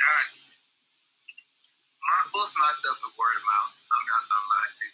Mm-hmm. Like, or you buy from me one time and I got you after that most of the time. Mm-hmm. So I kind of tend to go on that, and I turn 1 pound people into 3 pound people. That's my big thing. Mm-hmm. I think it delivered this time. Trying to load up to see if I can get the individual. One of these puddings. Let's see if I can change it. But I think to give you an idea of how much I spent this much so far, it's like probably about $2,000 on TikTok ads. Yeah. But see, you can make some real good ads and commercials because you can go straight to St. Lucian. Pardon? say you can make some nice Seamoss ads and stuff and videos and commercials because you can go straight to St. Lucian. All you need is a good camcorder and somebody that know how to, cut and edit videos and stuff like that. Also put the rocks on there. Yeah, the rocks on the floor. I'll hot glue the rocks on it. She asked, now when you guys create the TikTok page, did you set up as a regular page or a business page? The choice of music is limited and approved for commercial. Yeah, that's the reason I actually have a business page, but the regular page is really where you're gonna get your money at. Yeah, because you could put all those different songs at and stuff like that. You almost want to have 2 different accounts. Yeah, make sure you don't put. Let me tell you something. Make sure you don't use the same music everybody else uses, because that shit they keep using that. Oh my God, it is like this reggae type of music. Every time I hear it, I click that shit off. How that shit go, man? I know y'all know what I'm talking about. It's the only like damn reggae type of I don't know. It's just this damn song. I don't know if it's like a song from Africa, but I hate the song. It plays it completely too much. Y'all know what I'm talking about. Y'all know what song I'm talking about. Please don't use that particular song. Yeah. I'm telling you that shit. That's it, eh? I'm gonna use that song and send every video to you. I'm like, man, what is this? So I was like, oh, somebody else clicked. Holy shit. Holy shit. See, now you don't have that algorithm coming up. As soon as I go to TikTok, you hear that. I'm like, man, what is this, man? Like, and then what's the other thing they be playing? I'm broke. Bank on zero. I'm like, man, I'm getting tired of this shit. You want to rumba? You know about that rumba song? Yeah. You want to rumba? I don't even know what they saying. All I know is man, there's a few songs everybody uses. I'm like, man, that's the most irritating thing ever, because it's the same thing. Yeah, you get the stanky leg, the leg dance. One leg, 2 legs. Look at that description on the PDF file I sent. I think it just went through. Okay. It should have. You may have to change up some stuff, but that's like the most detailed Seamoss description you're gonna get. May have to change up some stuff up that you might get sued. Oh shit. I'm not sure what description of be, but it shouldn't be. But that's like the most detailed. It's a lot of shit, so you probably ain't gonna want to put all that on there anyway. Man, that they came through yet. I don't know what it did. Oh man, I don't know. Bank account must be on zero. Goddamn. I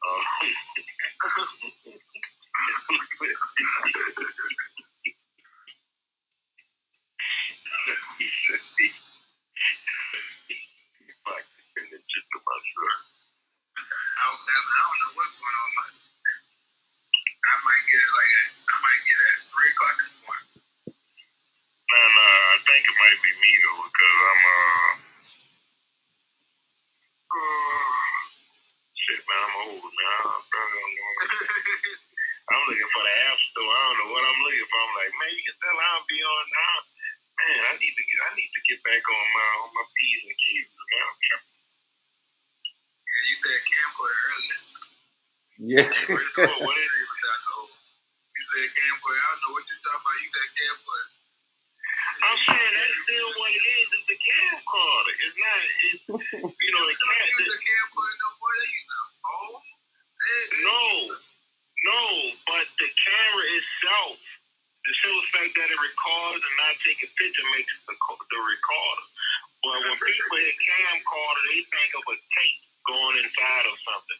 But no, once you make a video, it's a camcorder. It's not just a, you know what I'm saying? It's a camera recorder. My dad called my dad said when he's putting stuff on his phone, he says the typewriter. It's a video recorder. Yeah, the typewriter on my phone. Typewriter on your phone. Oh shit. Jokers. It you know what, they changed it. It's not a camcorder anymore. It's a video recorder. Oh, same thing, man. Well, if it's the same thing, they'd name it the same thing. Yeah, I mean, you know, since everything's digital, so I guess it's it's a video recorder. But when you go in the store, it's going to say camera or camcorder on it. Oh, well. It's a digital video recorder. That's what it's going to be. That's what they say. Yeah, man. See, that's what's wrong with people right now. They don't use the right terminology. You know, that's like people walk in the building, they say hello and don't know it say oh hell backwards. Like, come on, man. Y'all better know the real terminology. I ain't gonna go too far. I'm gonna leave it at that. Oh, you want to get technical on it, huh? Oh, shit. So Tata says no one uses that terminology at all. At all. Damn, man. Me sound like I'm back in the dark ages. Oh, like, y'all playing Sega Genesis? What's that? Sega Genesis. Oh shit! I remember hanging out I had how would he say it? Kids be like having new friends when they get the Sega Genesis. Like I had friends, I was only friends with them because they had the Sega Genesis. The moment the thing broke, it was like, oh, see you later, bro. Oh shit! But Sega Genesis had some hard ass joystick. Boy, I remember I was so mad I was getting beat. I threw it down. Boy, that joystick popped back up. Yeah. That bounce back is ridiculous. Yeah, but I never threw it down again. I was like, all right, I ain't gonna do that no more. Lesson learned, eh? Yeah. Hang on, I'm feeling snacky.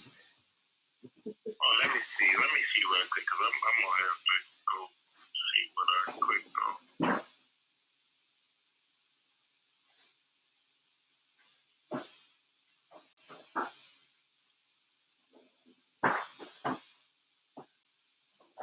There's a Haagen-Dazs sale at my grocery store. Uh-oh, here come the snacks. Yep. I was telling Ricky earlier, I'm trying to eat earlier so I don't stay up late taking snacks. Man, shit, I don't know. It ain't coming through on my end either. I must be doing something wrong. No. It might be the PDF itself that ain't allowing you to do it. Oh, I mean, man, I gotta slow down on these banana puddings, man. I've been tearing banana puddings up. Yeah, they do look good. So, oh shit, I haven't run. No wonder sales have been diving off. I haven't been running ads for the last 2 days on TikTok. Ooh.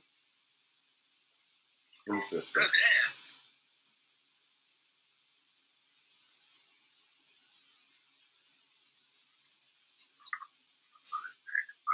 So, Nature's Club says, has anybody thought about infused Seamoss products like THC or CBD? I know a lot of my clients do it, but I can't mention who. And they don't really promote that they do it because of the legality of the THC or the CBD. So. Yeah, I actually been in contact with a few different people that actually sell the CBD themselves, and so I really just actually go that route as far as I'm gonna give it to them. Like I'll give them a powder, so it's CBD that has CMOS in it instead of trying to do a CMOS that has CBD in it. That's where I think a lot of people are actually is coming up bad because like there's all type of regulations as far as trying to put CBD in your CMOS. However, most people that actually have a CBD line, you can just put CBD with CMOS, and it's just an additive, and you really don't have the issue. Mm-hmm. So I would go that route. Find somebody that actually has a CBD line, and then talk to them about partnering with them instead of just adding CBD to your CMOS. Yeah. Like, because then that means you're actually now, you end up becoming a CBD company, and then you have to go through all the regulations. True. I don't wonder how much benefit does it really give you to have them both together. Hey, I got it. Hey, as soon as you jumped off the live, it went through. How was it with him? I said, as soon as you jumped off the live, it went through. Oh, okay, yeah, because I had to send it on my phone. Oh, it probably went to your junk mail because I sent it from a Gmail account, which I never used, so it probably went to your junk mail the first time. Because I sent it to myself and went to the junk mail. You said it's long. I'm going to use it, though.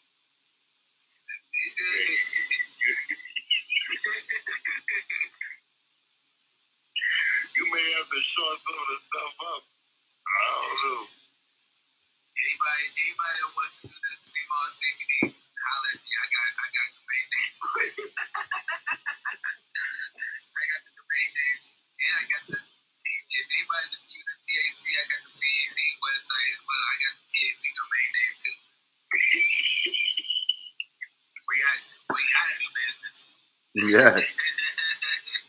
I remember the first business I tried to do, somebody bought my business website. I forgot to pay it on GoDaddy. I had the domain, somebody bought it. I was joking. They was trying to sell it back to me for $3,000. Wow. Hell no.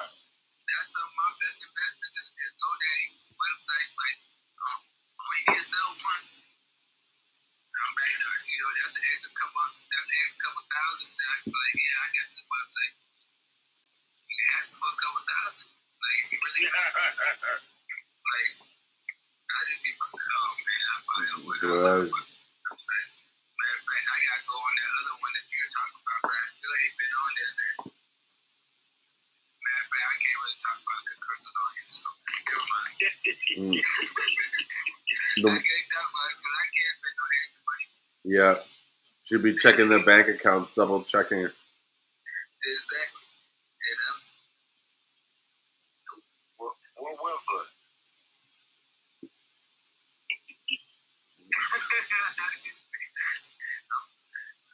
I'm letting Julien answer that. What website? What are you talking about? Ask what website I'm talking about.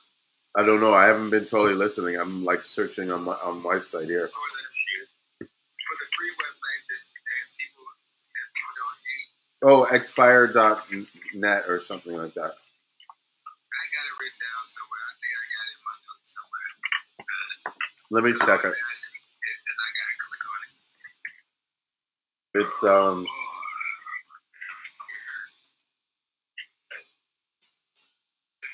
More website like GoDaddy be taking money out of my account almost every 2 days. I see automatically too. Yeah, I see GoDaddy. Down Mr. B.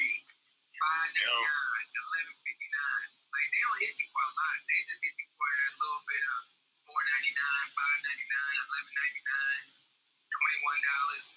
Like they always just hit me randomly. I'm like, man. Or they hit you at the end of the year. They gonna hit you at the end of the year. That's how I had mine set up, I think. And then I forgot to pay it. I think my card expired and I forgot to pay it. And I lost all of my what I bought.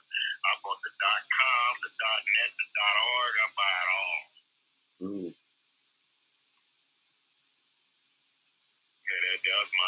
first website that was dealing with fitness and stuff. That's when I used to work out a lot. You know, but right now I'm a trucker. You truck across the country. I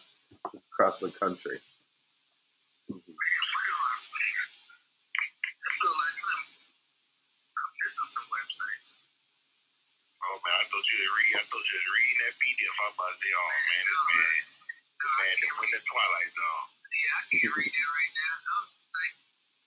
I'll mess around and y'all won't hear from me for the next 20 minutes trying to read that. Yeah. I thought I wasn't gonna hear from none of y'all when I sent y'all those websites. I'm about to say, yeah, they gonna be on there for a long time.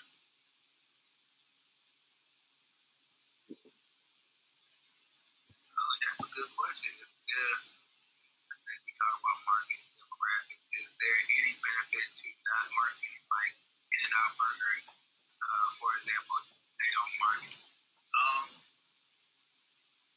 You know what? I really can't say, to be honest with you, because In-N-Out Burger, like, I wouldn't know what In-N-Out Burger was unless I drove past it, and I still ain't been. What the hell is In-N-Out Burger? But see, I'm gonna tell you something. That's what I'm talking about. I'm gonna tell you the best thing I can say about that is, for certain people it works, but for other people, like, I know people that they see a commercial on TV or online, and they need that product that was just shown. Like, it happens, especially like fast food. Like, people see fast food and immediately go to a fast food. Oh, that person in Cali, oh man, nobody in Cali.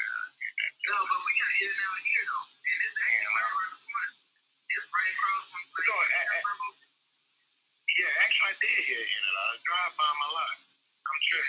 Exactly. Every time I go to get a smoothie, it's right across the street. You know? Red and white building, right? Yeah. Red and white building. I've never been to one. Like, that's the thing. Like, and I see them all the time. I've never been to one. Yeah, I probably. I can't tell you how they food is. I probably. I don't know, man. I be having so much stuff on the truck. I probably had to pause it on it before. You probably got ate that poison. You know what I'm saying? Like, nice little grease trap. Oh, actually, that's what I delivered today, man. I delivered like a whole trailer full of like pig fat and like beef fat and stuff like that. But here's the thing. Cooking products. Without interrupting you, sorry to interrupt, but they have to do some sort of advertising, or else no one would know who they are. I don't think they do. Like, I had never really seen In-N-Out Burger. No, it depends, because they got this place in Texas that was called Turkey Leg Hut, and they only got famous by word of mouth. And they like millions and millions. Like, I know about Turkey. Yeah, see? Like, but they ain't do no advertisement though. Aren't they in Houston? Yeah, they in Houston. Yeah, because if you go to church, like people will show their food. They're like, hey, you gotta go to this. Like, theirs is all word of mouth. But that's the thing. You don't know. You don't know if they paid any of those people. You don't know if there's doing any advertising or any sales. I don't think they paying anybody. No, they did. They did. The dude.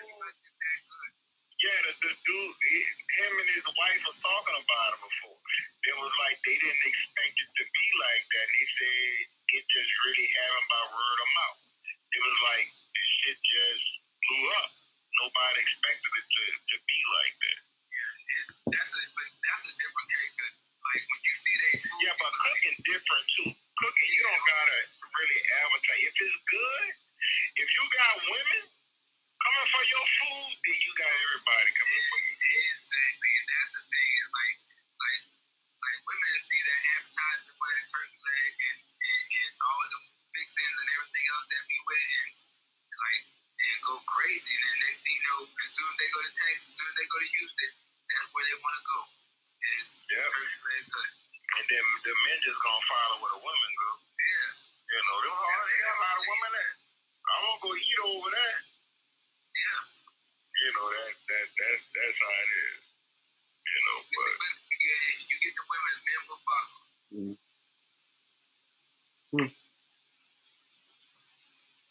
We're getting ready to go to the turkey leg place that just opened in Atlanta. The talkers up here. That's the fake one. That's fake. Atlanta turkey leg hut, man. I'm just playing. That can't be them people, man. Come on. You know, Atlanta fight everything. Sorry, Atlanta. I don't mean no disrespect for Atlanta. Atlanta fight everything. Everybody come to Atlanta and say, hey, I can open up something here. And they look for us like, I'm going to open up a turkey leg hut. Like, we will take y'all shit and turn it into ours. That's one thing we will do. We'll take somebody's shit, like turn, like if we can have daiquiris, we can have daiquiris in the grocery store. We have them daiquiris. We have all that stuff. Like we known to do that. Yeah. I don't know. I don't agree. I think that they just do an advertising in a certain way. Like sometimes these guys will pay to have like their stuff written up in a magazine or a food thing. Like I have a buddy of mine who has a place where he makes these chicken sandwiches, like jerk chicken sandwiches. And he's been in business for about 4 or 5 years now, and never advertised really. Was only getting just the area around him. And then he paid some guy to write an article about him that got published in a paper, like as like a review thing. And then once that got in, it created a little bit of buzz. And then another company approached him about like this thing called Blog.to, where they did a feature on him, and I think he paid some money for that too, or maybe he didn't even pay for that. But it's still advertising. You know what I mean? And there's I don't know. It's very difficult, I believe, for a company to build like locations based on word of mouth only. But that's Texas, though. Yeah. Like Texas, nobody eat at home. They all eat out. That's how Texas. Nobody cook at home. Really? Now, for most restaurants, I will say that you're completely right. However, from what I know about turkey leg hut, they ain't never did no advertising. It's all IG. Yeah, but see, they got IG late though. Yeah, it's like IG word of mouth type of situation. Like, like the way I found out about it, that I seen a reel when somebody went to it, and I was like, what in the world is that? Because I'm talking about these turkey legs is huge, and then they had all kinds of stuff on it. And like, if I went there, I would have said they done. Like I've been taking pictures, snapping, and that's been instant. Like, man, where this turkey leg came from? A 60-pound turkey? Really? Like, that's what I'm trying to figure out. Them ain't real turkey, because the way them legs look for that's midget thigh. There's something about humans and turkey legs.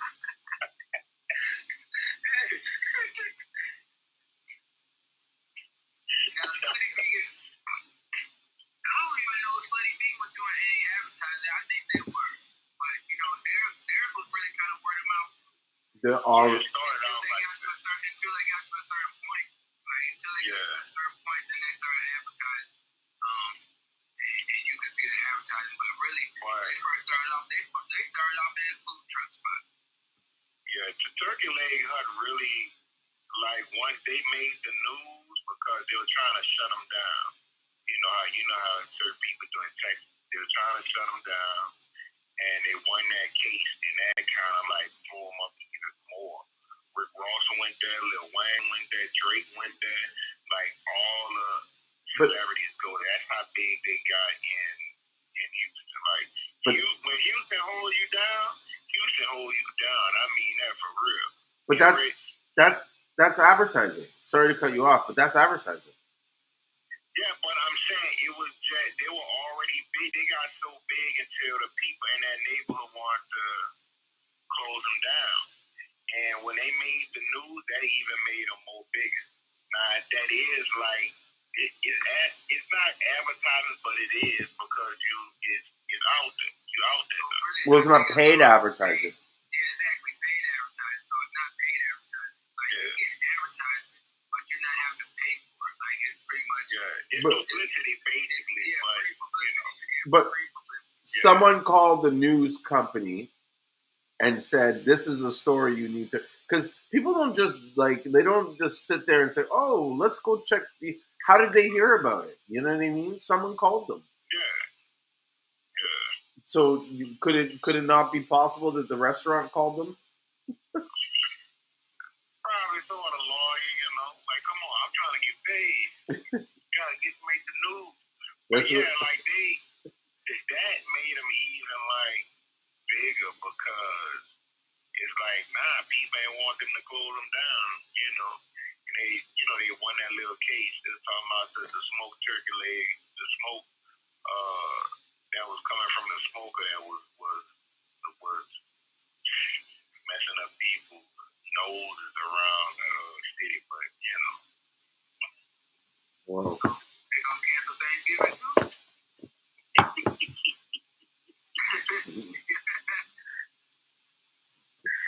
How about Slutty Vegan? They're all in Atlanta, right? I think they opened one in Los Angeles as well. Yeah.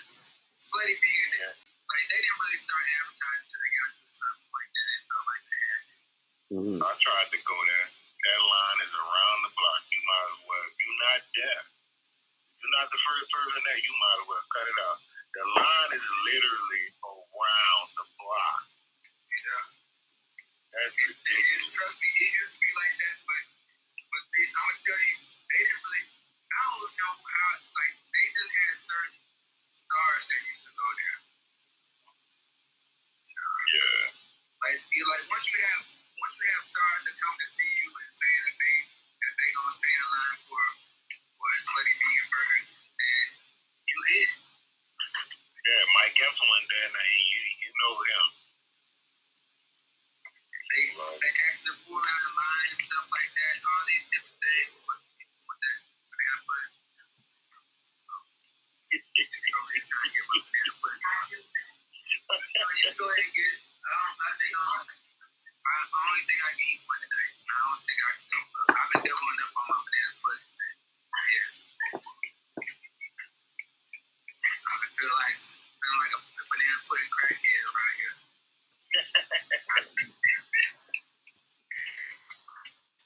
Banana pudding's good for you.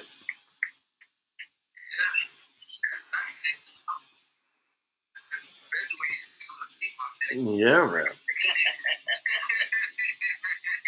There you go. You actually can make it with the Seamoss, and you can make chocolate mousse with the Seamoss blind. No, that's right. No, the chocolate mousse. I think I made that chocolate. Well, I didn't make it like a chocolate mousse. I made like an ice cream. Man, that stuff was so good. Yeah. Seamoss. I need to start writing down all the stuff I experimented with. I experimented on my paper. Yeah. Yep, I it should be coming up soon, but I was just looking up an article about the turkey leg. Let me see, hold on. It might be out. It might be up already. Oh, that boy about to leave his house and go straight there. Now I'm an Ubering. Well, look, I ordered $30. You gonna Uber eat it? That shit gonna cost $88. You like, man, they want me to leave my tip? Oh, hell nah. Oh yeah, it's off the John Hope Drive.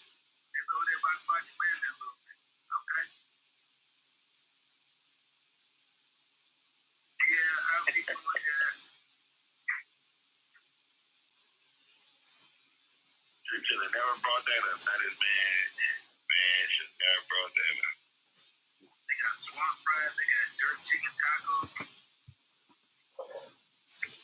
Jerk chicken tacos. Let me tell you something. Like the last time I ate any pork was I had a boudin sausage from Louisiana. Oh, wow. What was doing? I tore my stomach up. But how did it taste though? It actually wasn't that bad going down. Man, it was. How was it? Like dirty rice? It basically was dirty rice. Yep. And that's the last time I ate. That's the last time let's just say that's the last time I willingly ate pork. Like, you know, I'm from Louisiana and I don't fool with boudin. Like, man, boudin, you hear the name? I was like, I ain't fooling with that. I can't remember which way. I either got it in Lake Charles or I got it in Crowley. One or two. You got it in Lake Charles. Yeah. You had to, because Lake Charles, they sell it a lot damn near at every gas station. Exactly. That's exactly where it was. Oh, shit. If you got it from a gas station, yeah, you did that to yourself, buddy. Boy,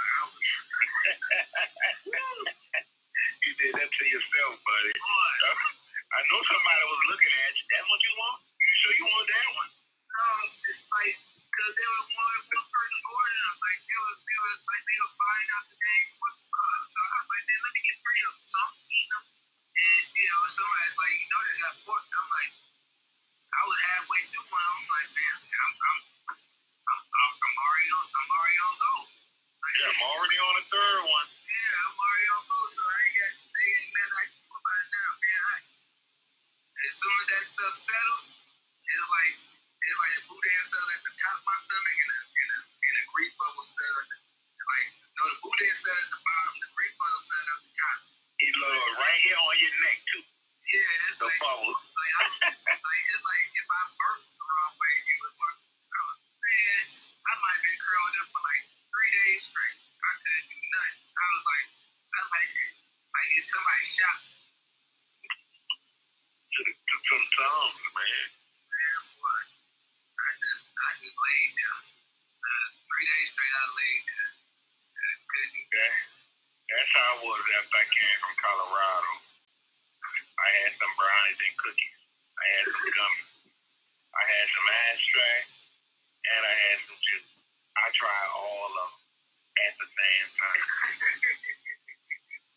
And then I went to go get something to eat. I was like, yeah, I couldn't do shit. I went and sat down. That shit hit me like a ton of bricks. I was out of there. I was in bed for 3 days, couldn't do nothing. They got Yancy glazed turkey leg. See, I'm on the site right now. That's the turkey leg cut. We gotta go date night. Never told that man about turkey leg. People like, I thought we supposed to be talking about Seamoss. She said turkey leg cut. I'm blaming this on Tina.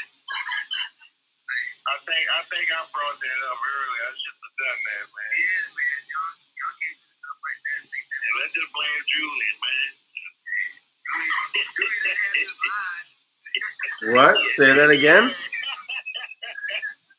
We blaming Julien. Julien ain't have his line, man. None of that was the mistake. I know. It's my fault. It's all my fault. I know what they people thinking. Like, I thought these jokers supposed to be vegan and plant-based. I mean, I'm plant-based. I don't eat the whatchamacallit, so, I just eat a lot of sweets. That's why I'm getting fat. I'm about 166, 180, and now I'm 220. This God. I'll tell you. Don't worry. I'm gonna lose it. I'm gonna lose it in about a month. I'm gonna double up on the Seamoss. Yeah, double up on the Seamoss. I feel like I need to double up on the Seamoss. I've been on the Seamoss. I've been on this powder that I made up. Man, I got a little bit of everything in that powder. I put it in a shake. I think I got macaroon, ashwagandha, Seamoss, bladderwrack, moringa, beetroot. I combine all those things in one. As soon as I take that drink, I don't know what to think. Like, I think that's why I was feeling so bad for a couple days, because I had taken the drink for I had taken a smoothie in like a good 2 days. And the other day I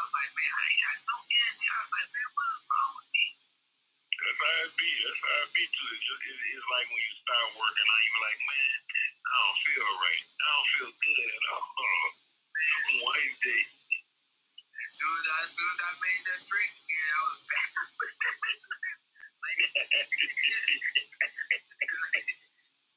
That's how I taste this drink. You use agave, huh? Yeah, I love agave. Yeah, agave, it just don't settle on my stomach. It gives me like burn. It make my stomach burn, like from all the way up to my throat. I can't deal with it. I used to try to. Have you ever tried date? Yeah, I usually stick with the maple syrup now because since I'm out here, I can get it raw. I see, all maple syrup is cooked, but I can get it fresh out here because I be seeing like the Mormons and stuff. Like, so anytime I stop, I get the honeycomb, eat the whole honeycomb. People look at me like I'm crazy, and I get the maple syrup.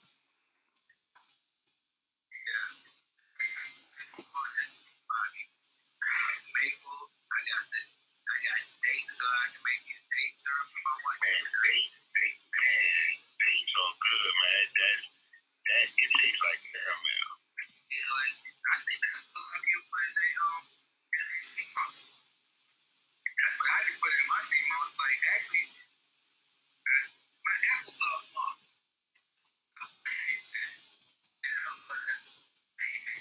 Long time. That applesauce. Do you use honey in your joint? When I make my because when I'm semi-vegan, I don't go vegan when I keep my tea. Oh man, honey is vegan. Bees don't make the honey; they just collect it. You know how vegans eat. Yeah. That's not vegan because it comes from a bee. Maybe I get it. Yeah.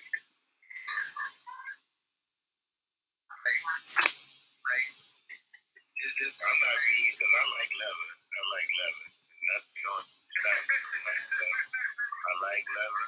All the shoes you wear is leather. And guess what, people? If you say you're vegan, you're not vegan. If you're going to the store and buying dogs, not a vegan. Yeah, and dogs not supposed to be vegans either. People, they got vegan dogs. Like, man, are y'all serious? Y'all feed dogs corn?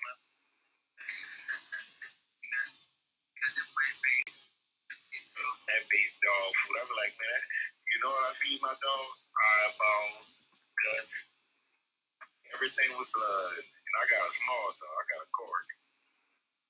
Yeah. Like I say, I'm semi-plant-based. Just depends on when you catch me in the day.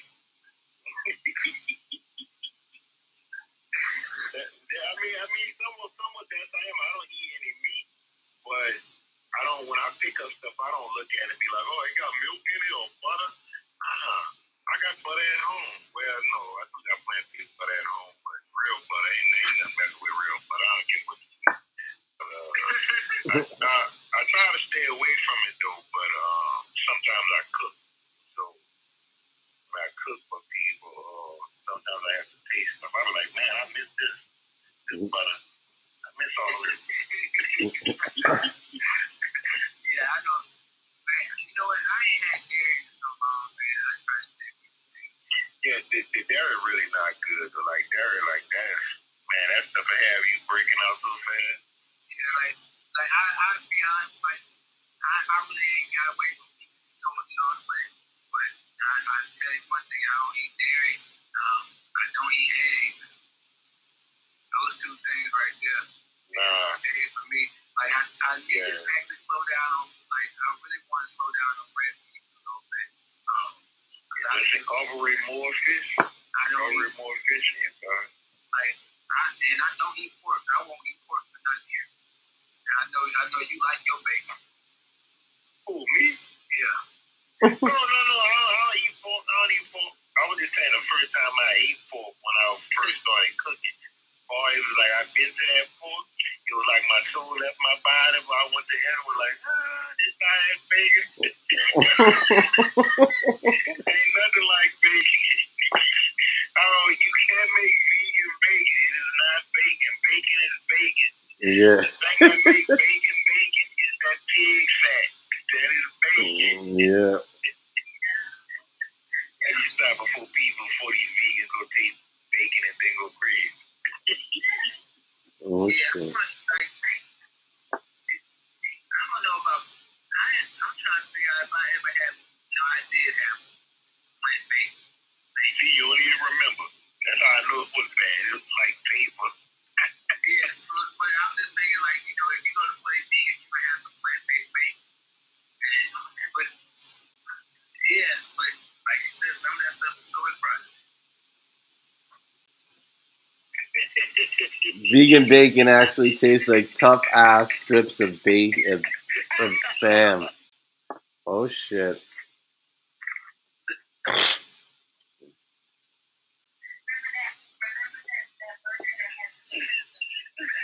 Yeah, like I don't know what that was. Like, have you ever had the vegan shrimp? Oh man, that's like the most concentrated sea moss you can get. It's like concentrated sea moss with with rubber in it. Oh shit. Man, I don't know what else. Like, I don't know what else. Like, I don't know. I guess certain things I just can't get into. Yeah. You don't need vegan shrimp. You don't need vegan shrimp. You don't need all that stuff. Just eat the plant. Make it dish with plant. Like, that's the main thing. Like, if I gotta go that route, like, I do a plant-based burger. You know what I'm saying? But once you start getting into shrimp and stuff like that, like, then you really kind of mess with my emotions. Yeah, once you go past the burger, you going too far. Yeah, like sooner or later they'll have plant-based crab legs. Like, Well, they have imitation crab legs. It's not a big far. Wouldn't be too hard to go.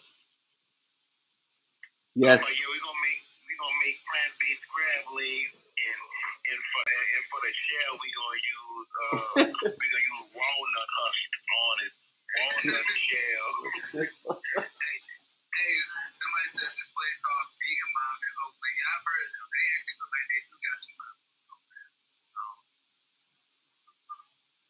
Yeah, a lot of vegan substitute meat does have a lot of sodium, and it has extremely too much sodium. It has more sodium in it than bacon, and bacon is loaded with salt. Yeah, get my vegan high blood pressure. Yeah, if I want high blood pressure, I might as well go with the real thing and eat the real bacon. Don't cheat yourself. Don't cheat yourself.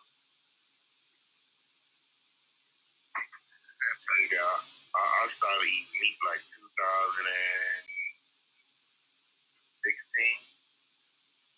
I think 2000, probably earlier than that. I think earlier than that, 2014, 15 or so. Yeah, I just stopped eating meat. And then, what happened was, I turned strict vegan and then got arrested. And you know how that goes. You know what I'm saying? Like, they don't have no love for you when you go to jail. Like a white dude. They don't have a vegan option in prison. What? You better, like, that just give you one day to take your tray. Exactly.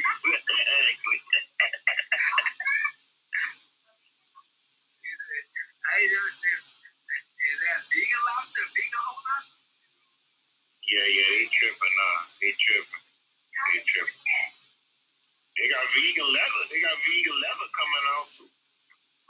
Vegan leather? Yeah, serious.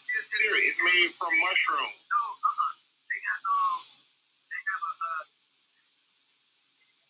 I think it's apple leather or something like that. It's some. Yeah, but you didn't see the one that they're making out of the mushroom fiber, made of the mushrooms and shit. They got cactus leather too. Whew. Yeah. Like, I had a homegirl, she was actually, because she had a shoe company, and so she was actually trying to get she was trying to go, like, a plant-based or something like that. She was trying to do the vegan shoe. Yeah. So, it's like, she wanted to be vegan-friendly. Man, it sounded good, because I almost invested in that. I was like, oh, you got to do some plant-based shoes? I thought all shoes were plant-based besides the leather. But you have the shoes that are being made out of hemp now. I had some, the hemp shoes. Yeah, I love hemp shoes. Like, like Adidas came out with a whole, matter of fact, I know you made me throw them shoes away. I still got some upstairs, though. She made me throw them black shoes away because they was talking. Oh, man. It's the time I throw them away. Super glue can't even help them when they start talking. You know, but they were my hips, though. Like, you know, it's hard to throw away the hips. They were my Bob Marley hips. Yeah, bro, like, I wear shoes until it ain't no more soul. Like, it was like, well, it was a good run. Until you can see my socks. Until you can see my socks. If I can't wash them no more, I know they're done. I'm like, well, that's the end of the world. I just look like Zion Williams.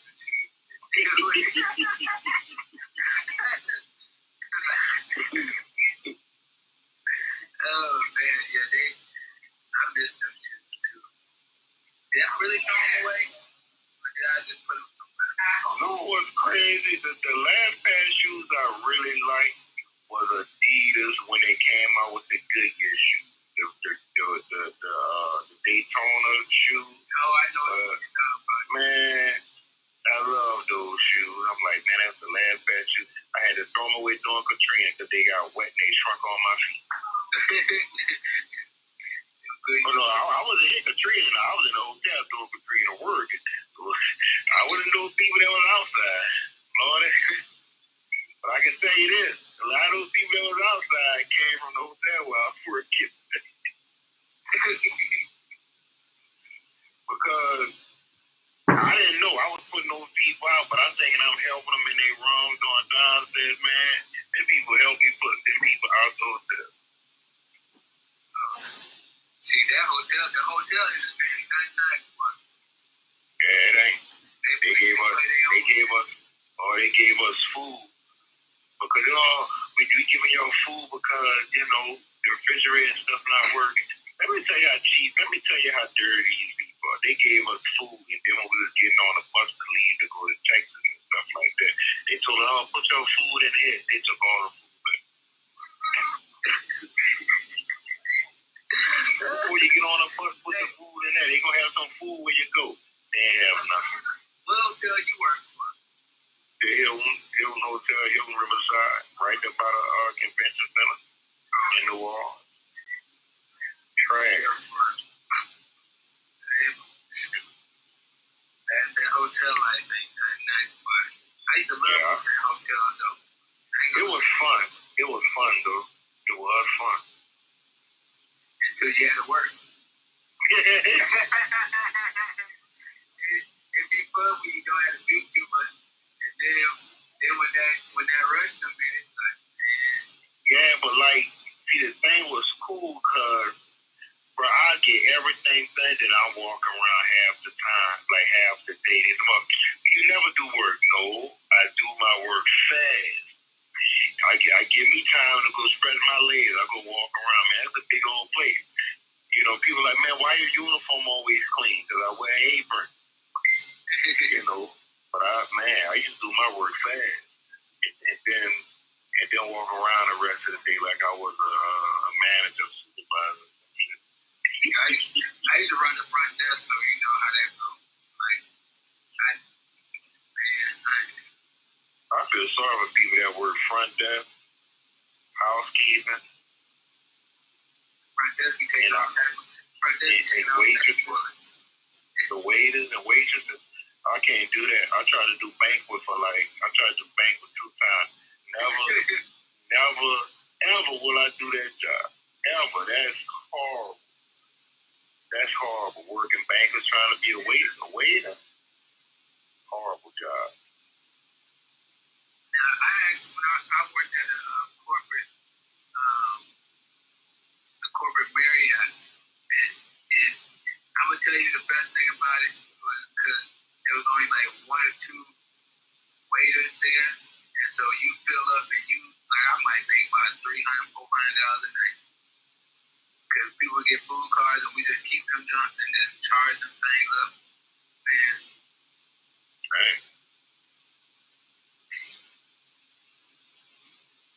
Alkaline water good if it's natural alkaline water, but the minerals and everything else in it should make it alkaline. But just because water not alkaline don't mean it's not good for you. Because you have a lot of water in nature that's not alkaline, and you can drink it. Natural stuff is always good. But if you make something alkaline with a machine, that's not alkaline for real. That's going to mess your liver and your kidneys up. The alkaline, in order for water to be alkaline, it has to be natural. It can't happen in a machine with electricity and copper pipes and shit. That's not alkaline water. You might as well get a Berkeley filter. Yeah, ionized and stuff isn't good. Even a guy who thought of that technology came back and said he shouldn't have done that. So, yeah, get some natural spring water. Try to make sure it's 100% natural spring water. If you can find, what I would say, get a Berkeley filter, filter your water, and add trace minerals to it. That's the best you probably can. I do some lime water, anything. Yeah, lime is good. But you know what else is good too? Like, especially if people don't have access to like a filter or anything. If you're using tap water, because sometimes you gotta use tap water, even if you're taking a shower bath. It's always good to put something in that water that's organic, because if you have chlorine or anything in that water, it attaches to something organic. So you can throw whatever in there. It can be tea, it can be anything organic. That's going to soak up all of the chloride and stuff.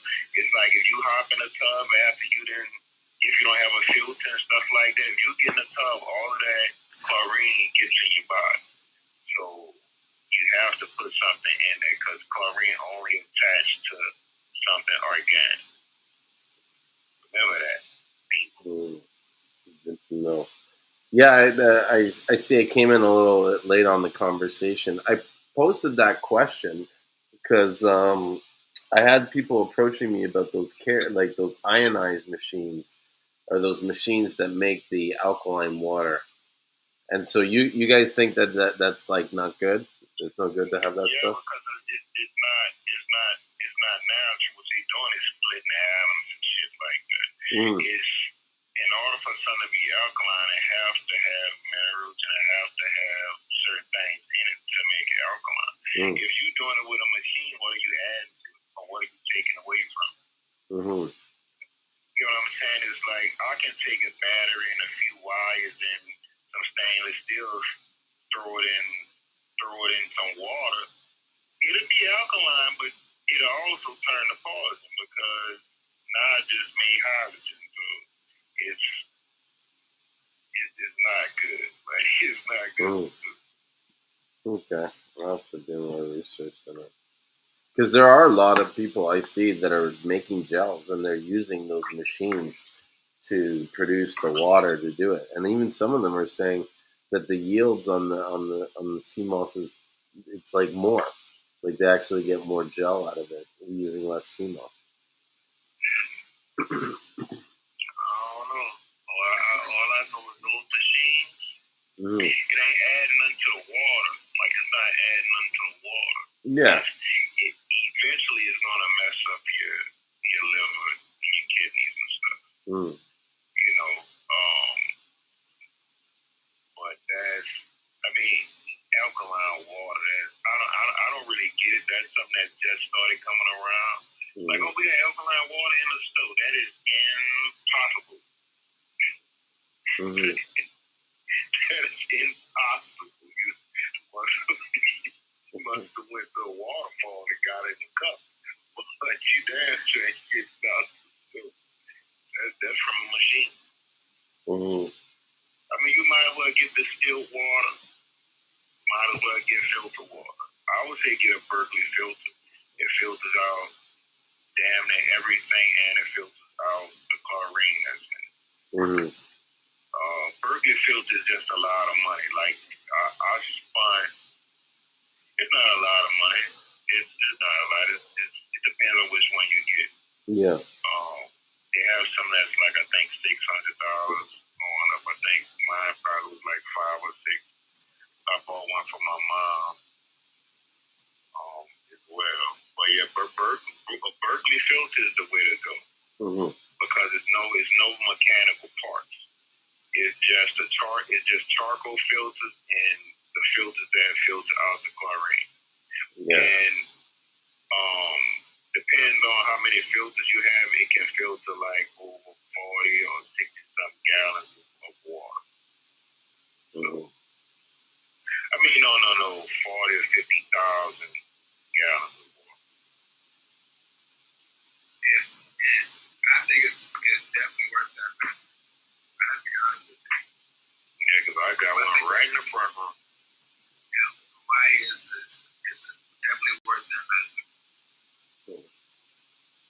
Yeah, it really is, and it filters out everything. If you make lemonade, pour it in there, you just getting water. Like, you do nothing else. Trust me, I didn't try it. I like, whatever you make Kool-Aid, pour it in there, you get water. That made me think about, have y'all seen that black water? No.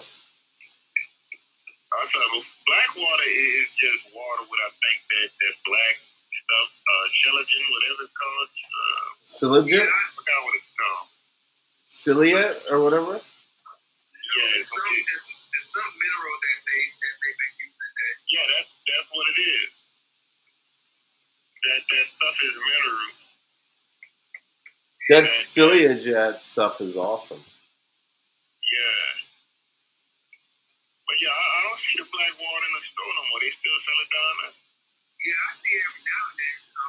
Like when you go to the grocery store, you can see it. Like like it's not real prevalent, but you know what I'm saying. Like there's certain stores you know that you can go to and find it. Like I ain't drank none in a while ago because I didn't really see the difference. Like, Yeah. I remember I loved charcoal lemonade though. Like that used to be my thing. I don't think they put charcoal in the water. I see a person say that.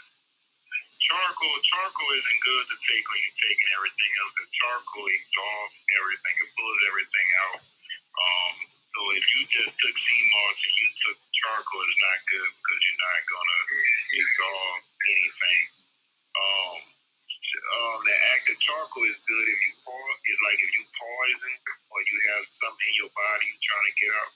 That's what is good, but it takes out different stuff out your body. If you've been smoking too much, like that, I used to do it when I smoked a lot. When I smoke too much, I'm like, wake up in the morning time, go get these from Arden's Garden. And they don't even make the charcoal lemonade anymore. We used to go get the charcoal lemonade, drink that thing. Boy, that thing used to be so good. But then you be going straight to the bathroom right after. Yeah.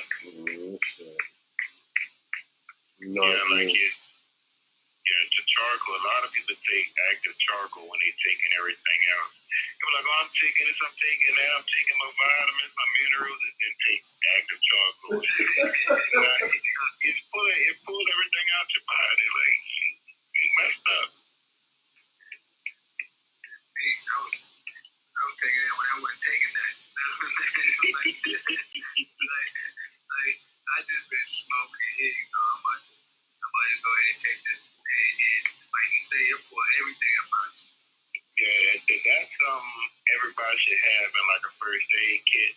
And they should also have this red powder or liquid called Draco. You ever had Draco before? Dragon's blood? No. If you say dragon's blood, they still got dragons.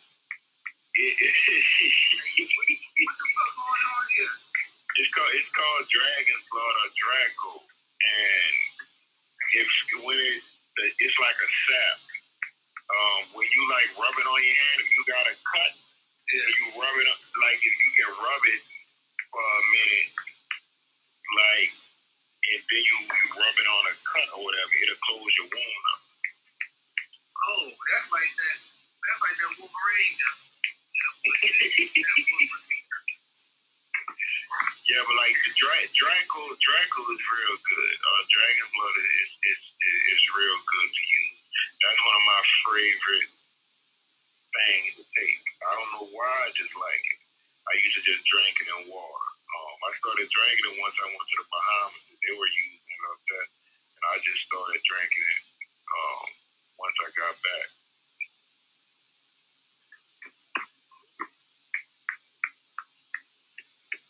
Yeah, I don't think that I don't think the dragon blood is the same one that's in the instant.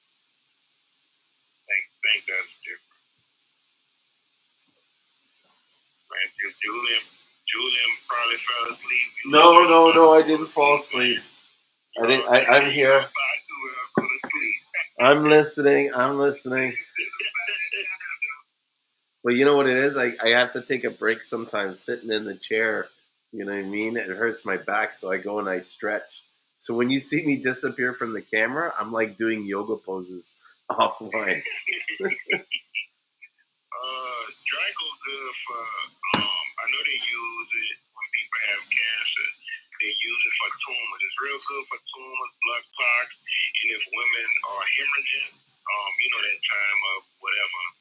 But if they're hemorrhaging, it's real good to use for that. They use it for sickle cells, all type of different things. They also use it in shampoo and stuff for your scalp. So the Draco is something weird. The Draco is expensive though.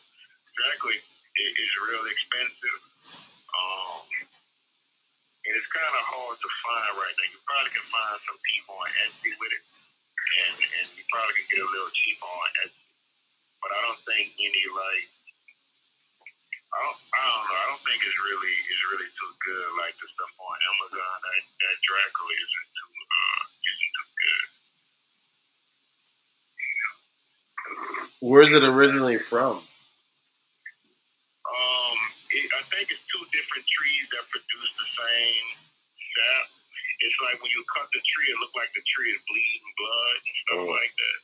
And people always show that tree, oh, look at blood. And I forgot, it's just, they call it Draco. I forgot the scientific name for it, but that stuff is good. It's good for cuts, wounds. Your drink is good for hemorrhaging, blood clots, tumors. Good for a lot of things. That's something you should always keep handy. I keep some on. My first aid kit, that is. So they get rough. I just love my little vial. Yeah, like if you get a cut, you kind of like, you use some drops, you rub it on something, and then you take it, because it's going to like fuzz up. You take that and rub it on your wound. It's going to close it. It's not no blood that's going to come out in it. It's going to close the wound. So, the Draco, look up, like Draco is really something good. I thought you were talking about Soldier Boy at first. Talk about it. Like I said, we always talk about Draco. That sounds like it's gonna be expensive. It probably is. That's like that Danny B.I.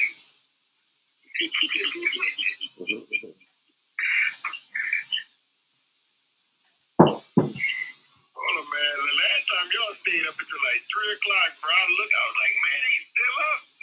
They stayed up. I was supposed to be burning power that night. I didn't do nothing. I rubbed Crystal feet for a quick second. That was it. It's all Crystal's fault. Yeah, I was trying to get on the good side. Rub her feet for a quick second. And that was it.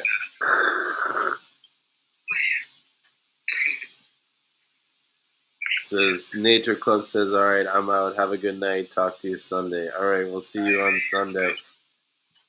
Well, my wife likes the nights because she gets to go to bed before I do. So she says, I fall asleep before you start snoring. But little does she know, I'm going to tape her tonight, and I'm going to show her how bad she actually snores. And, you know, how I dread Wednesdays and Sunday nights because I have to sleep after.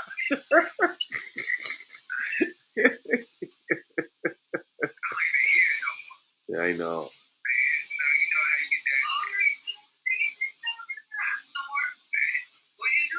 You do. You do.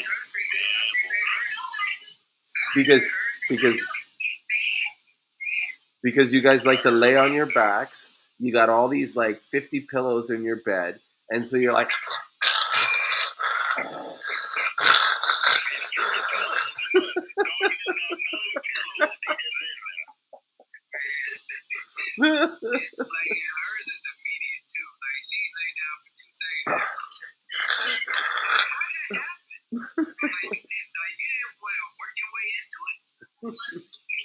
That's it. I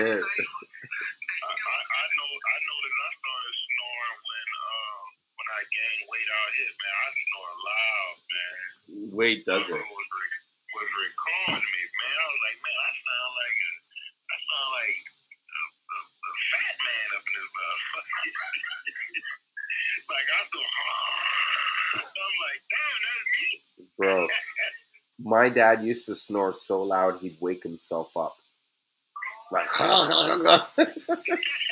and like as a kid, like we lived in like a 3-story house, and we'd be upstairs in my bedroom, and my dad would fall asleep in the basement, like deep in the basement, fall asleep watching TV, and we'd hear him all through the vents. So like my friends would be like, "What is that noise?" And I'm so used to it, I wouldn't hear it, right? So I'd be like, "What are you talking about?" They're like, "Listen." And then you hear this.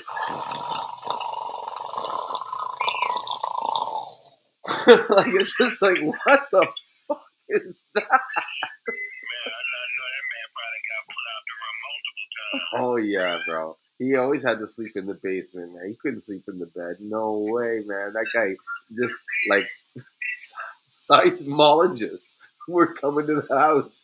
It's like, we sense a tremor in the force. But that's like a problem, though. Like that's a problem. Like snoring like that. Yeah, it's like sleep apnea or whatever. That's how I do now. Like when I tell you it's loud, I'm like, man, I ain't never do that. But even when I'm up, my breathing is different because I gained a lot of weight. Mm-hmm. You know, so like everything feels different on me right now. That must be crazy. If my girl, she recorded, I'm like, man, that's me. Yeah. Sound like a whole monster out here. It's that truck life. Yeah, it's so unhealthy. I be wanting to work out, but the truck dry. It's too dry to work out up in here. It's uncomfortable. And then when I go outside, them bottles, all those bottles being released outside of the truck. You know, it'd be like urinate in the bottles. The piss jugs. The urinate they release on the ground. Oh shit. The piss jugs. You smell it everywhere. Oh shit. Yeah, they urinate. I'm like, man, I mean, if people want to drive trucks, they don't drive trucks. It's cool, you can make money, but give yourself 2 to 3 years and be out of it. Be done. I don't see how people. Yeah, I don't see how people can do this. I've been doing it for 20 years. Yeah, you crazy. 20 years?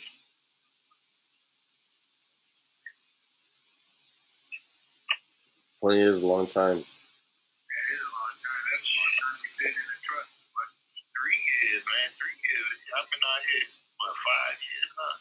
Well, I can't sit in the chair for too long. I've been going crazy. like you get used to first day you're gonna be tired even before you get the driver's seat. And then like you're gonna start getting used to it. But the hardest thing is that overnight. Because what I used to do when Julien used to come on with all the driver and I'm like, oh, I got somebody to talk. Yeah. I used to keep him up so he wouldn't crash the car. But man, like that's the hardest thing. And then once you stop driving overnight and you lay down, once the sun comes up, you can't go to sleep.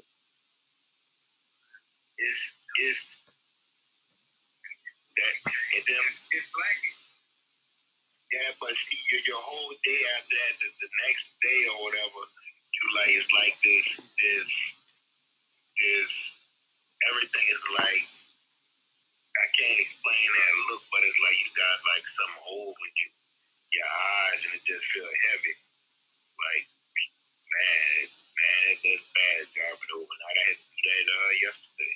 I drove overnight and stopped, and I think somebody siphoned my gas out my tank. Because I woke up, I didn't have nothing in my tank. Wow. Some of you guys are brave. So you took the gas right out of your truck? Yeah, they got me before like that. Somebody took the pins out of my dig guard before. Some dude tried to take my load locks, which I put locks on it now. I put like these air blower locks that they can't cut. You know. Man, a lot of stuff that happened to me out here, man. Like a lot of stuff.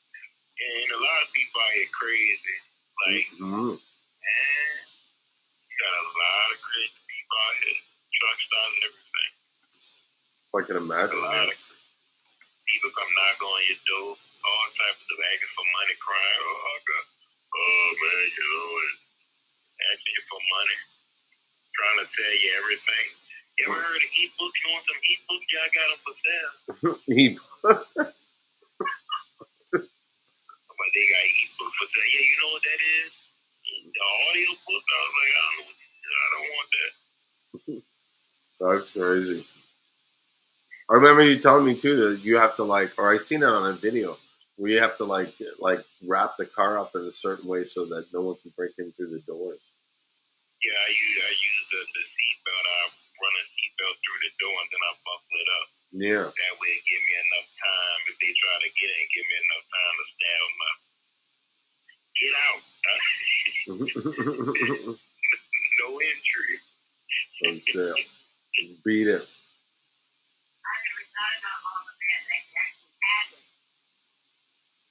Oh yeah, a lot of stuff can happen. When I saw a dude unlock my door in a matter of seconds, I was like, oh no. What? That dude put two little things inside the keyhole because I locked myself out. I locked myself out when I was on live with y'all. Yeah, I remember that. Yeah, man, that dude put them two little things in the door, click. I was like, man, I need to learn how to do that. You know, but my daughter knows how to do that. For real? Yeah, she's got the whole lock picking kit. Oh, man, I need to learn how to do that because I'm robbing everybody now. But you know, to me that's something good to know because, bro, that was $200 something I had to pay just to come out for a second and unlock my door.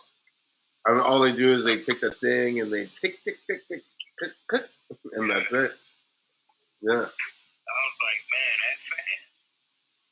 So I've been putting my lock on the door, especially like I'm in Tennessee right now, Tennessee and stuff like that, especially Memphis is not the place to be. Chicago, not the place to be. Like it's a lot of places out here. Atlanta, at that Petron Atlanta, that big old truck stop in Atlanta, that ain't the place to be. They're always lurking around a truck stop. Wow. You know how many people that knocked on my door? People looking like my grandma. A lot of women looking like my grandma asking me if I want some company. Oh, hell no. Like That's for real. Like, people be thinking like that's, Oh shit. You got people out here. What are you gonna do, bro? You know, you a gotta. woman trying to force my door open one day. The older woman, you know, I'm thinking she needs help, you know. Woman looks like she can be my mama. Woman trying to force my door open. That's crazy. It's crazy, you know. She's trying to force my door, but I'm holding it where she can't open it. I'm like, man, this lady about to get hit with a bat.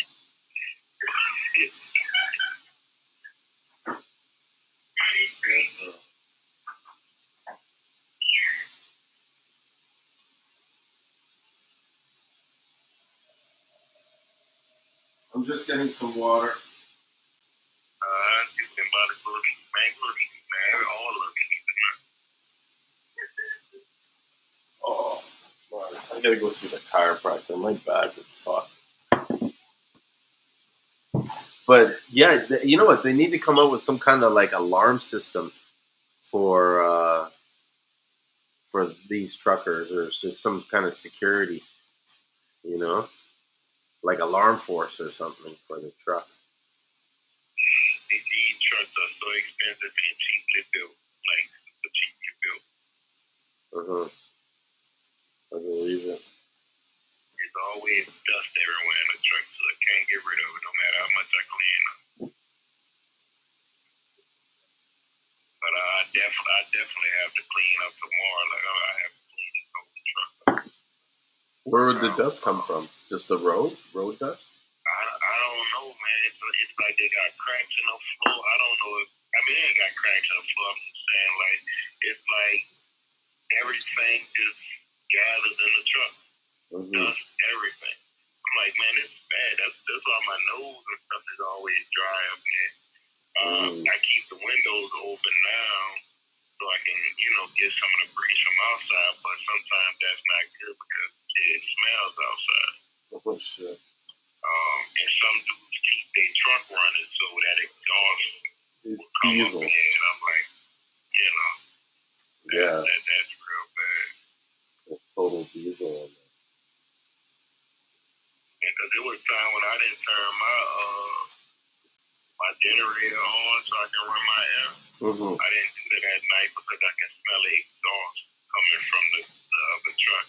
Because the filtration, like the filters and stuff in it, is bad. Like, it's not as good as it should be. You know, it's bad, especially when I go pick up like beef and chicken. The worst place for me to be at because I can smell everything.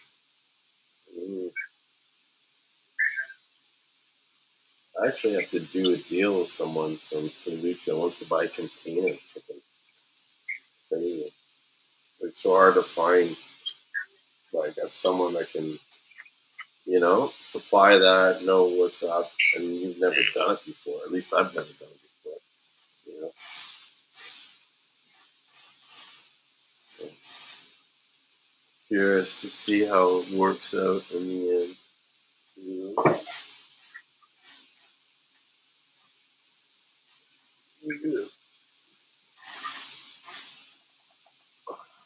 I'm trying to play with a ball right now to because I got some knots in my shoulder,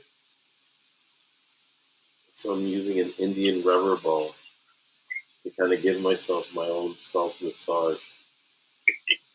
Better get one of those guns. What? The Bill guns. Bill's guns. I don't understand what you're saying. What are you saying? It's like a massage gun. Yeah. Oh, I have that gun where it goes da-da-da-da-da-da-da-da. Yeah, that thing's awesome. Well, what I'm using. I had one. I bought one when I dislocated my knee out here. I bought one. Kind of my knee. And you're really happy with it, eh? I said you're really happy with it? Yeah, it was cool. That was the only thing, because I wasn't going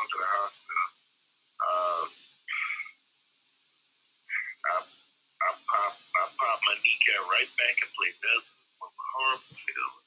Oh shit. Yeah, I was about to pass out though. Like when I saw it, I was about to pass out. Oh yeah. You know, I was going into some man. Yeah, that was some pain, but yeah. it feel better now. Popping a kneecap. Oh my god. I can only imagine what the pain would be. My kneecap. When I was getting out the truck, when I hit it on the safety little where I was supposed to hold when I'm getting out. My knee hit it, and the kneecap popped on the side of my leg. I have no idea how I stretched that far over. Like the inside of my right leg, it was felt like it was on the side of my leg. I had to pop it back in place. That shit was painful. Yeah, sounds fucking painful.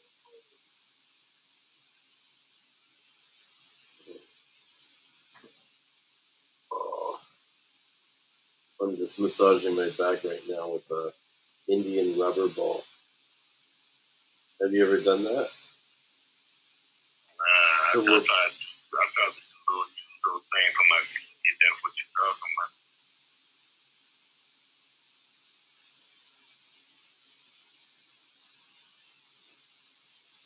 You guys are quiet. You just got quiet all of a sudden. Yeah, I be trying to stretch my feet out and stuff like that with the massage ball. Oh. Yeah, this is what I'm using right now. And so I'm leaning it up against the chair. The chair's got a little place where the ball can hit. And I'm just putting the pressure where the knot is. Oh, it's so good. I usually do this on the ground as much as I can. Because packing all that Seamoss, it really works all the upper body.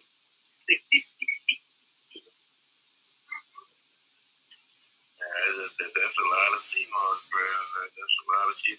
So you going to do drop shipping with the Seamoss? Yeah. And we're growing, bro. We're starting to increase the orders. I actually had a meeting with my partner today where we're like, look, we need to kind of double up on the orders and spread them out now because we're trying not to do it every month. We want to ship every other month so that we save costs on the shipping. Oh, okay. Yeah. But, I wanted, I'm offering the drop shipping. So if that's something you want to do where we kind of run the back end of your website, totally possible. All right, yeah. I probably, I have to build a website. I wouldn't mind doing that. Jail, if I'm doing jail, I'll do it myself, but I'm not sure. I'm not sure I want to deal with Seamoss because I take it too much. I use it too much. I'm not sure. Okay. I don't want to deal with Seamoss. You don't have to. If I do it, it'd just be something local.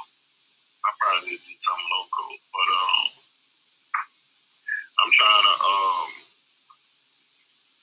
get start doing this mobile detailing and trailer wash out for 18 wheels.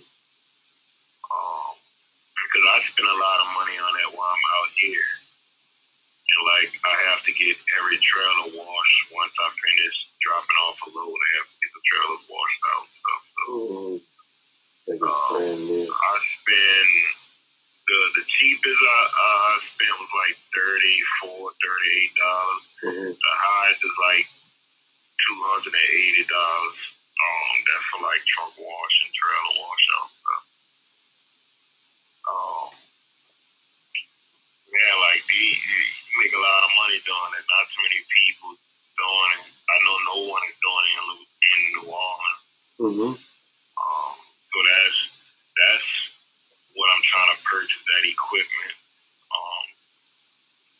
And it starts from I think 10,000 up or 8,000 up. It goes up in price. I'm trying to buy that so I can have that going. I found the company that deals with the coffee, but I want to go somebody direct and get like the coffee beans and stuff like that. Mm-hmm. You know, You might have to deal with a few people. Yeah, there's a few people I want to deal with. So, you know, I'm trying to do a few things like that. Just stuff that I'm into, I want to deal with. Mm-hmm. I'm into coffee because of the flavor. I cook a lot. So I'm into coffee for, you know, flavor, not really for no benefits or anything. Yeah. But I want to deal with different flavor coffees and stuff.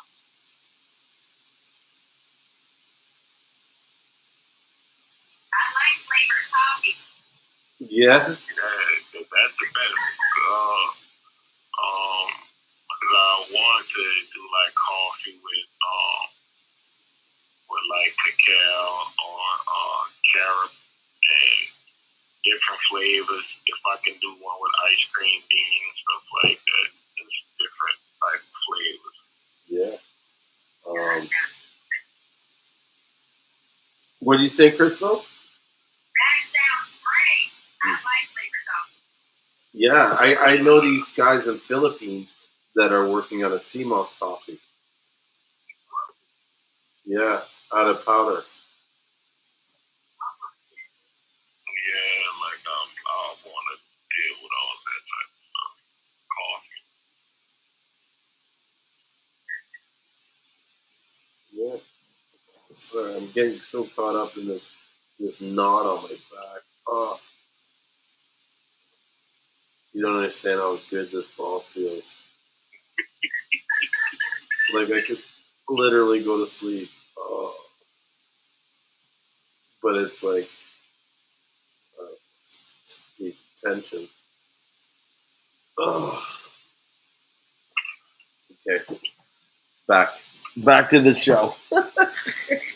Who does that, eh? Like, does a live stream and is like massaging the ball while he's talking, almost falling asleep.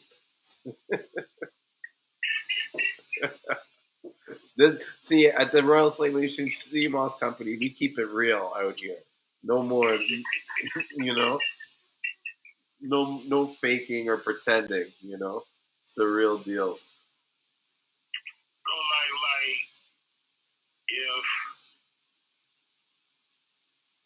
So like if you do the drop ship of the Seamoss, how would you do? We have to send you like the boxes and stuff like that. It depends.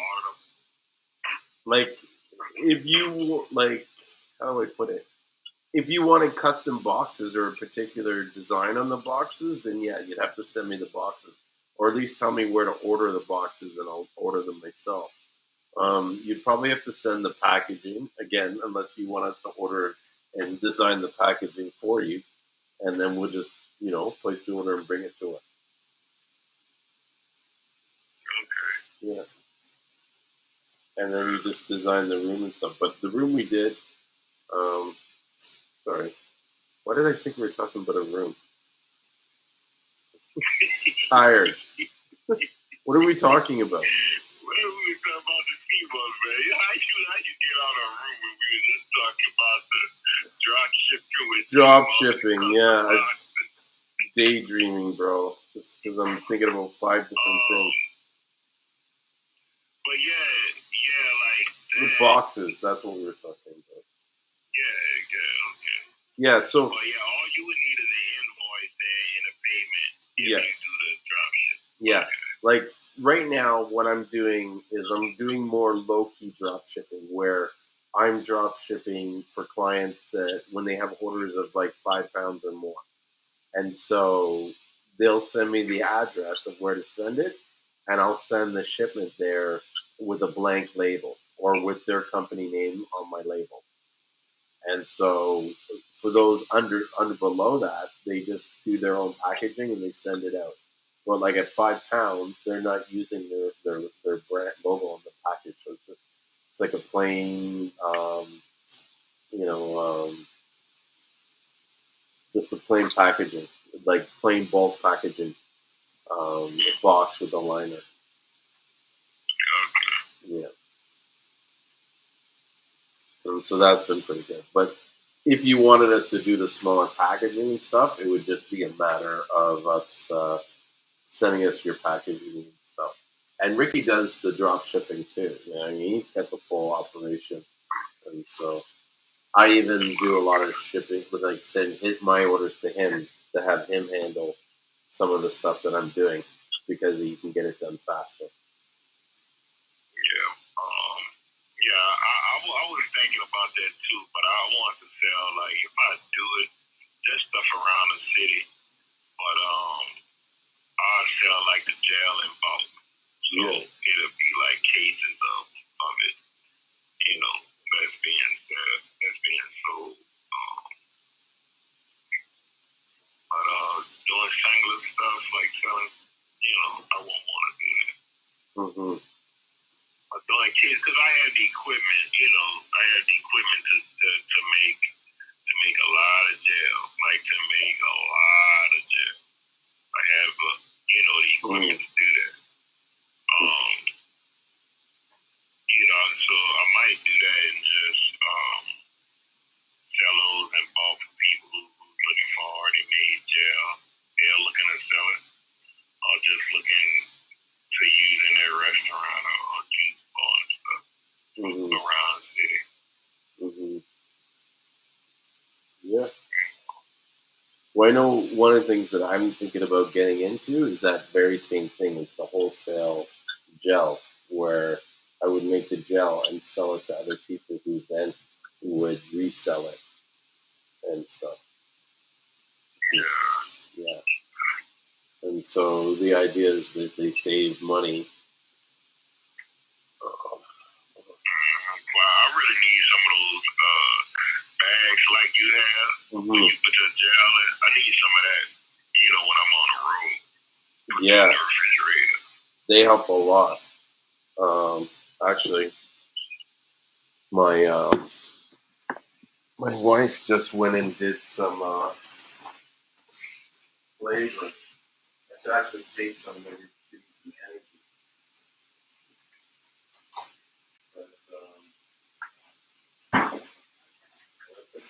But she's actually, bro.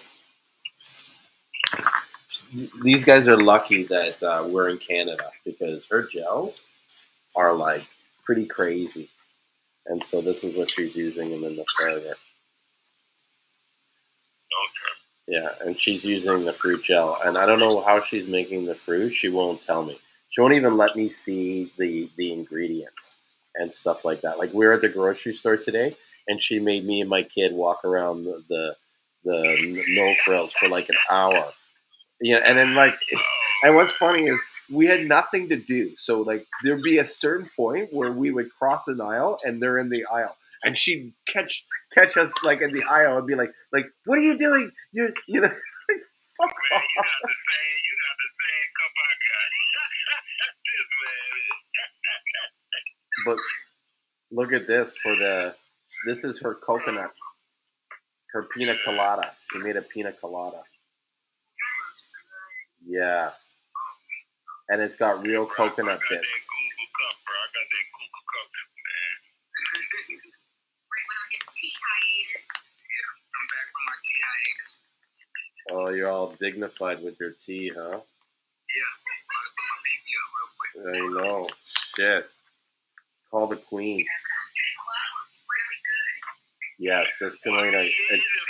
It looks like it's fluffy. It is, and it's creamy or something. I don't know what she put in it, but it smells like a pina colada. That's got some real coconut in it. Yeah, it's got real coconut in it. Because that's where we were at the grocery store. She used the meat of the coconut. Yeah, I guess. I don't know. So that's that, and then this is our Queen of Hearts, she calls it. So it's a strawberry. And it's got a really nice, strong strawberry to it. Huh? No, so the tops are open, so you fill through the tops, and then you seal it. So she didn't seal it. Yeah, so it seals like that. You do the little hot seal thing, or the little vacuum seal. Yeah, she uses, I think. Yeah, she uses like a heat press. Presses it. Yeah, heat press. Yeah. Well, that's not exactly what she uses, but I'm not allowed to tell you what she uses. She's fancy, huh? Yeah. She gets mad. She's like, "You're always on the line." I wonder how many of those bags can fit in the case. About 20 of them can fit in the case. I'm gonna tell him 20. Well, it depends how big your case is. I ain't selling it so cheap. $20 a case. There we go. Boom. Let's go. So like $20 a case for $20 a case for 20 packs. They're like, how much Seamoss in each? How much Seamoss in each pouch? I'm gonna have it written. I'm gonna write it on at 3%. That's how people you go to the store, man. They got this, like, man, ain't nothing but 3% in there. A few strains. What are you saying? 3% of Seamoss? Yeah, that's how I'm gonna do it. 3% Seamoss. Yeah, like a beer. You know, and you can have like Seamoss Light. Yeah, 3% Seamoss. Mm. Nah, but that Seamoss gel stretch, man. That stuff, man. Mhm. You can't use too much. I wish. You can't use too much Seamoss gel, man, because you can't use too much Seamoss when you're making it. That shit gonna turn the semen on you while it's in that blender. Blender gonna get stuck in everything. You be like, damn, I gotta take some out, add some more water. You just like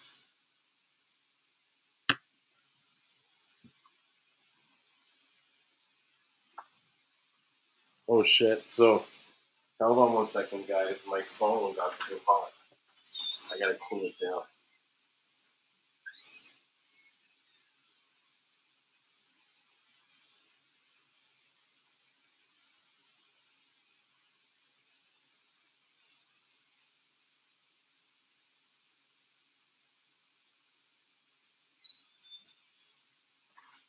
Oh no!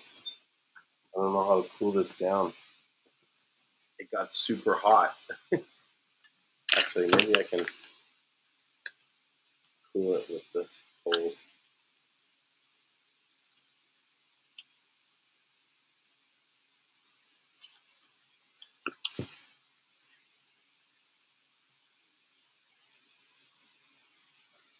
Oh, here comes the dog.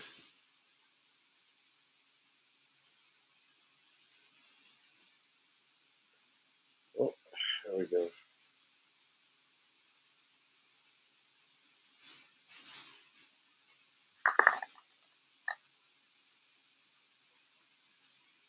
Let's see if they're there.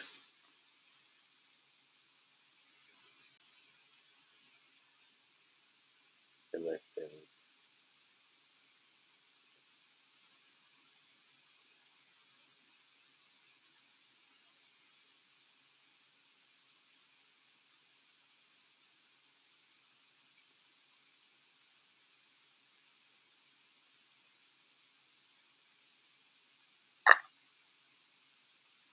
You should at least give me a warning before all this happens.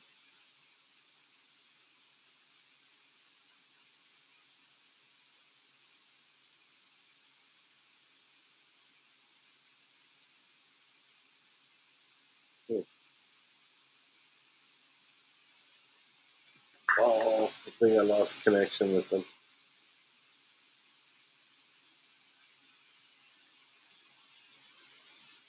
I don't know what to do.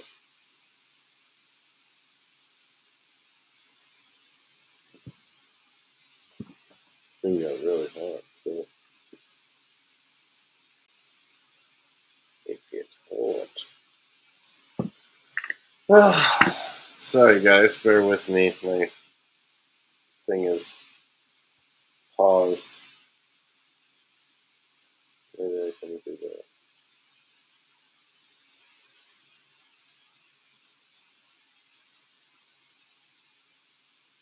No, you know what? I think I have to end it.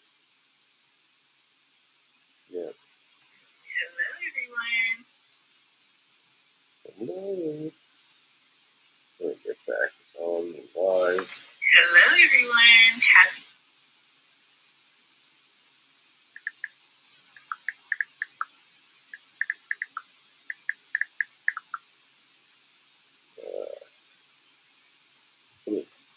Unplug this. Okay, we're live now. Let's see if they are around. They'll come back. I don't know, is there a glitch now?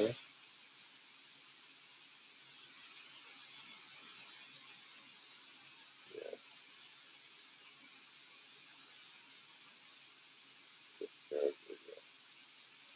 Hello.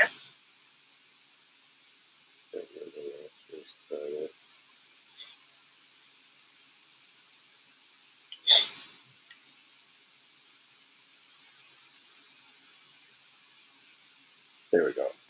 And we're live. Had a little bit of a glitch there.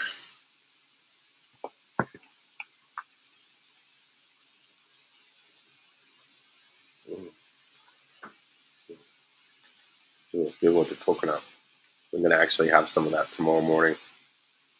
Maybe add it to my oatmeal as flavor.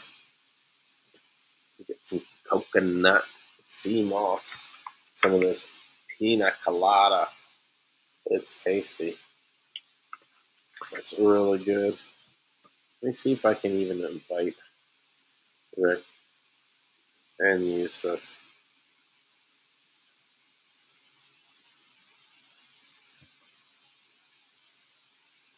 Let them know I'm back.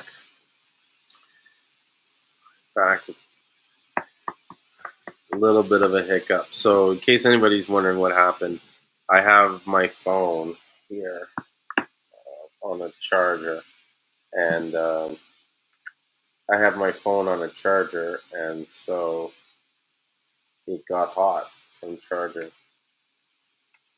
and so it these iPhones, when they get too hot, they just shut down. So we got interrupted, but I think when they come back, I'm going to tell them we'll just talk for a little bit, and then I don't know. I'm getting tired. I got a busy day tomorrow, so I got a busy day every day. But it's exceptionally busy because I'm trying to get everything done before I have to get ready for before I leave for St.Lucian, which is going to be in the middle of June. So I think tomorrow I'm probably going to see if I can get my shot. What else do I need to do? Clean up the warehouse, get packaging. I need to get ahead of packaging, that's for sure. And then, yeah, get a few items here and there, get some sales going so that, there's money coming in while I'm gone. Actually, let me check my TikTok. Just curious to see how this is going.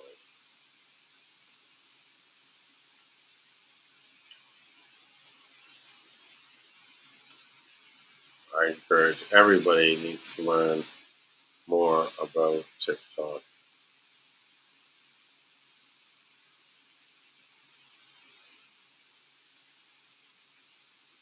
Because the advertising is cheap. Super cheap.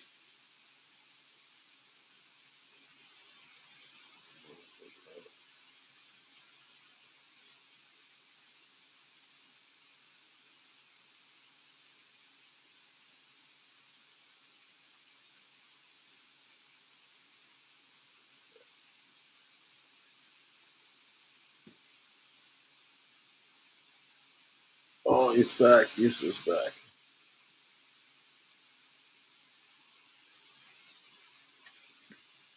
Unable to join. Maybe he left.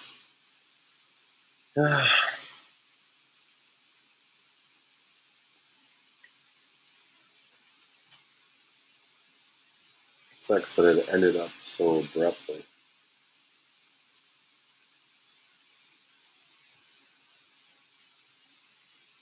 Well, you know what? It's late. It's 9:30 anyway, so I think I'm just gonna call it a night.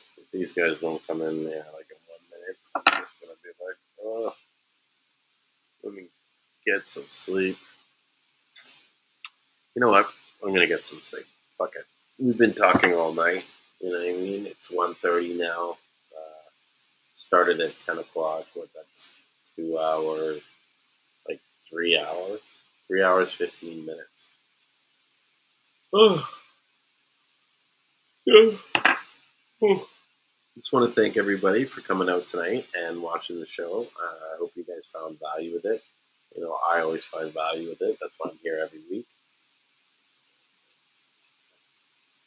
And I look forward to seeing you guys again in a few days when we meet again for Sunday's show.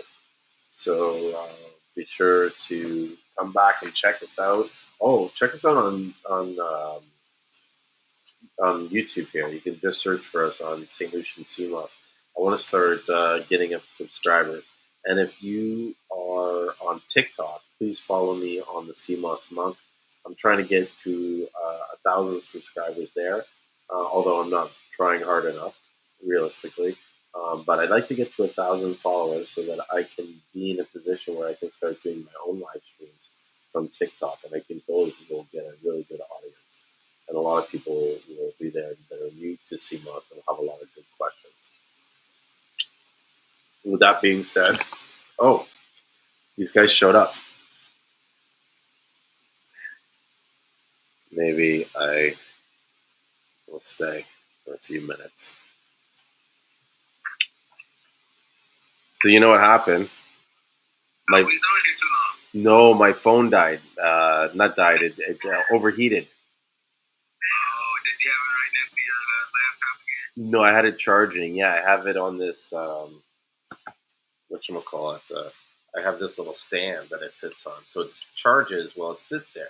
And I was like, oh, this is good. Like, I'll never, the thing will never die. I can do, 24-hour live stream, never end. You know what I mean? And didn't think. It didn't work like that. Yeah, I didn't think about the temperature. Because I'm talking to you, and all of a sudden, it went quiet. I was like, what? And then the thing came up. Oh, it's too hot. I was like, oh. Ran outside, trying to cool it down. Yeah, we see you hourglass, so we're like, okay, he'll be back in just a second. And then it just hourglass to hourglass. So I was just waiting for it. Like, yeah, here it comes. Here it comes. Yeah, bam. Gone. Yeah. Well.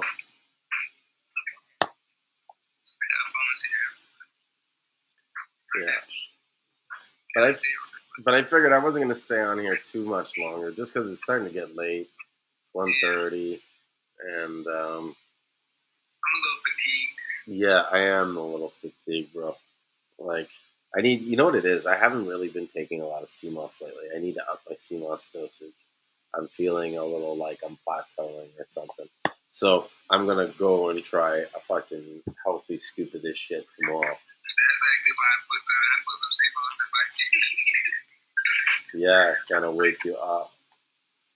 Like the last couple of days, I've been tired. But I didn't realize why, because I really wasn't taking as much Seamoss. My Seamoss doses have been up, and then I stopped taking it for a while. Mm-hmm. I take capsules, but then I've been eating pudding, and I've been on my smoothies, so I haven't been taking the capsules because I'm like, okay, I don't want to overdo it. Mm-hmm. I just gotta keep on taking my capsules and fuck that shit. Yeah. I just overdoing on everything else, but I gotta take my capsules. Yeah, just keep it regular. I want to try the capsules soon. All right, well, let's reconvene next Sunday, and we'll talk more. But we should, yeah. But me and you should do like a private session, and I'll show you like my Facebook audiences and how I'm running the ads and what they look like and shit like that.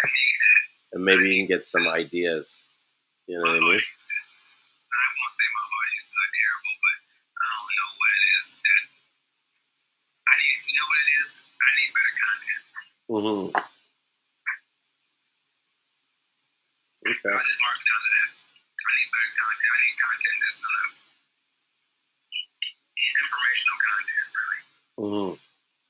Well, let's work on some. Even like, put you in touch with Ashen, and have I'm you. happy that you said that, because I remember the first thing I need to do tomorrow morning is contact Claxton again. So I can get that up and running. I'm kind of excited about that to see what they say. Mm-hmm. Yeah. Yeah, that's a big deal. Excellent number, because I don't even know what number I'm looking for. I just try to negotiate down. Like, they give me a number, I'm like, can we go a little bit lower than this? Mm-hmm. Yeah. Well, I think it shouldn't be too hard, because, like, from what I gathered, the guy that was doing it before was like scoot jacking him, huge, and so that's where he kind of came to my friend, was like, "Can you look into this, see if you can get what price you can get, and I'll give you the deal, because I know you're not going to jack it. You know what I mean? Everybody's going to be fair and whatever, and so." Because that's sort of what he has a big reputation of being. It's just honest and fair. This is how it is. This is how it's not. Like if he's gonna fuck you, he's gonna tell it to your face. I'm fucking you. Yeah. I'm a fuck you on this one. Yeah, you're getting fucked. Yeah. And then they're like, well, I gotta respect that. He was honest. He at least told me the truth. Yeah. You gotta love that. He gives you a choice. Oh. You can't say nothing about the choice. Mm-hmm. Yeah, that's my mission tomorrow. That's what I gotta do tomorrow. My main goal is to lock that in. As long as they say yeah, I think I can negotiate the prices after that. Mm-hmm. Make it feasible for everybody. But yeah, I'll be on that early. I can't wait.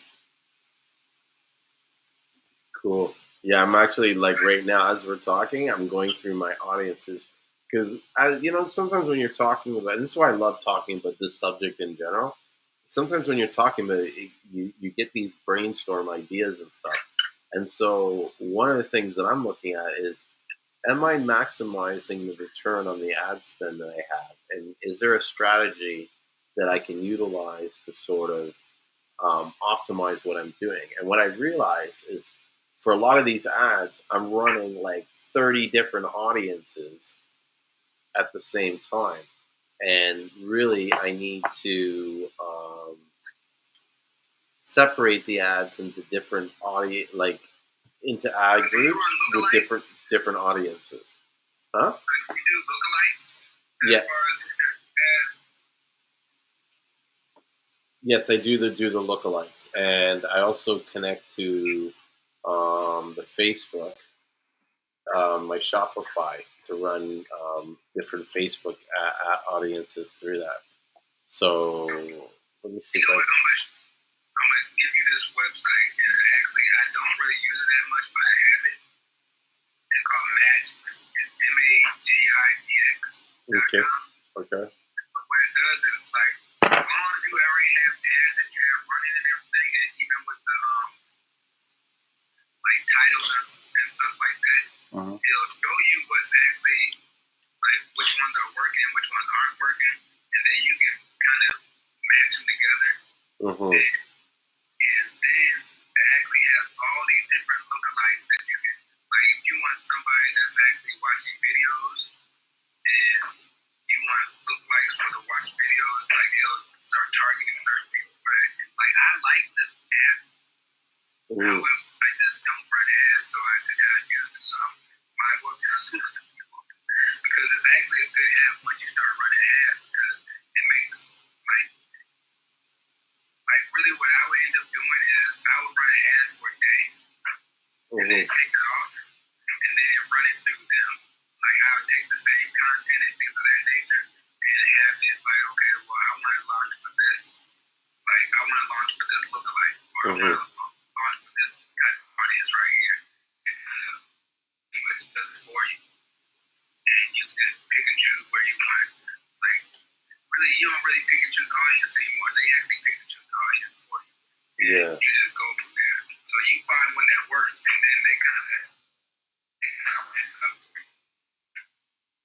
So, Nice. yeah, matter of fact, I'll put it in here because I think I got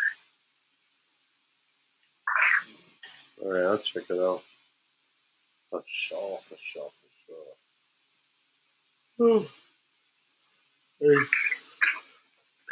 Gotta pay this Facebook ads. I just checked.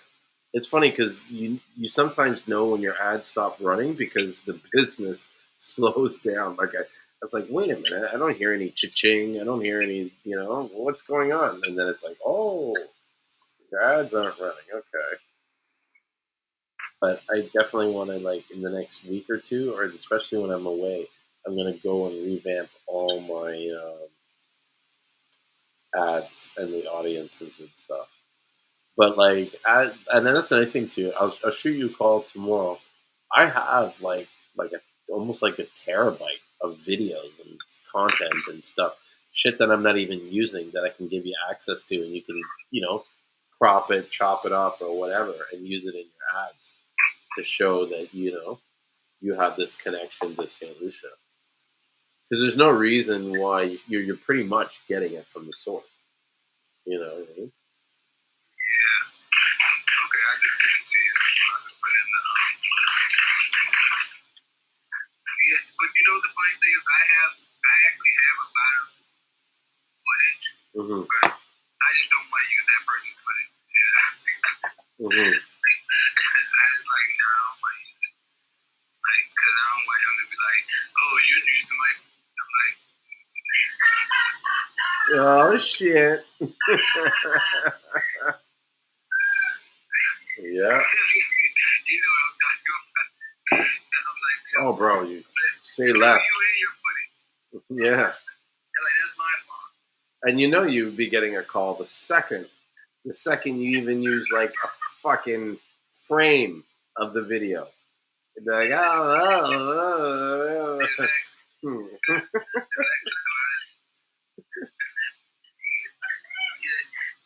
Okay, that's my farm that you man. Okay. Don't worry about it. You know what's interesting though, bro? I'm curious to see what's going to play out in the next few months, because what a lot of people don't realize is that a lot of people abandoned their farms, right? And what I haven't really talked about it too much because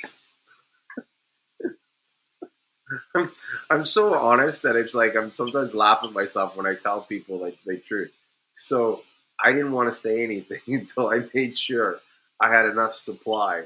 And so now that I'm comfortable, I can say so mean, but it's true that what's happened in the last few months, everybody pushing to try and get this low price, this $5 pound, $6 pound.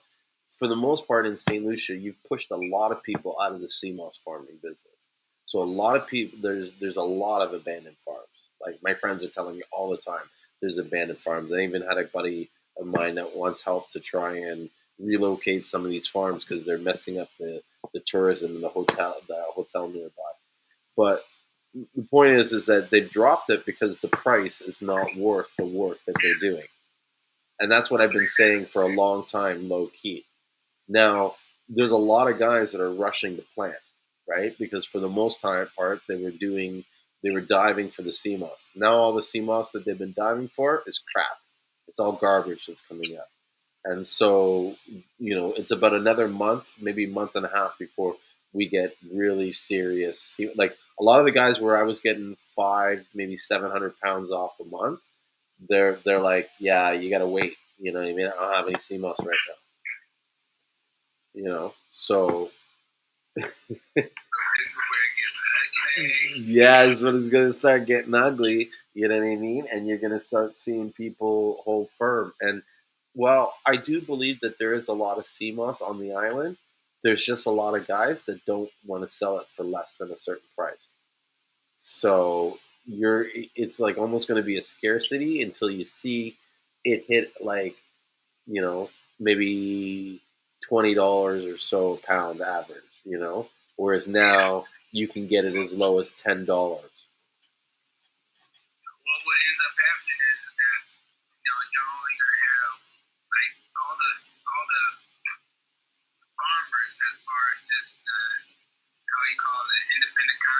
aren't gonna. They're done. Because there's no money in it. Really, like if you're independent, you're not coming from somewhere. What you say, a group, so to speak. If you're not coming from like if you're not coming from a group, then you're kind of out the loop, and it's not gonna work for you. Like that's why anybody selling Seamoss for $5 to $8 is not gonna. It's probably gonna be out the loop really quick. Yeah. And then you're gonna have to deal with farming associations. So farming associations aren't going to be selling it for cheap. Not they at got all. a price that they got and they're sticking to it. Yeah. And that's it. And then what happens is that all these people that come in and just trying to get 20 to 50 pounds, you won't be able to get 20 to 50 pounds no more because farming associations don't sell 20 to 50 pounds unless they're going to charge you. And you're going to get charged because they don't sell 20 to 50 pounds. And you're going to get 100 to 200 pounds at the least. And they may think about doing business with you. Yeah. They're not in a rush. Trust me, they have a lineup of people. And, they can pick and choose who they want to sell to and stuff. They rather sell to somebody that buy 1,000 pounds than somebody that buy 100. So unfortunately, you won't really know the scale or the creativity of it, like how bad it's going to be for at least another month or so. But the signs are there that this could happen because there's not enough farms. There's people waiting to be planted. It's going to be at some time before they are able to harvest, and so depending on how much Seamoss is between now and then is going to be determined on the price. I know a few people already where we would go and get Seamoss and pass by them. They don't have the Seamoss. And that's where we're kind of like, oh shit, like, okay. It's all coming to it. It's all coming to pretty much what we were talking about a few months ago.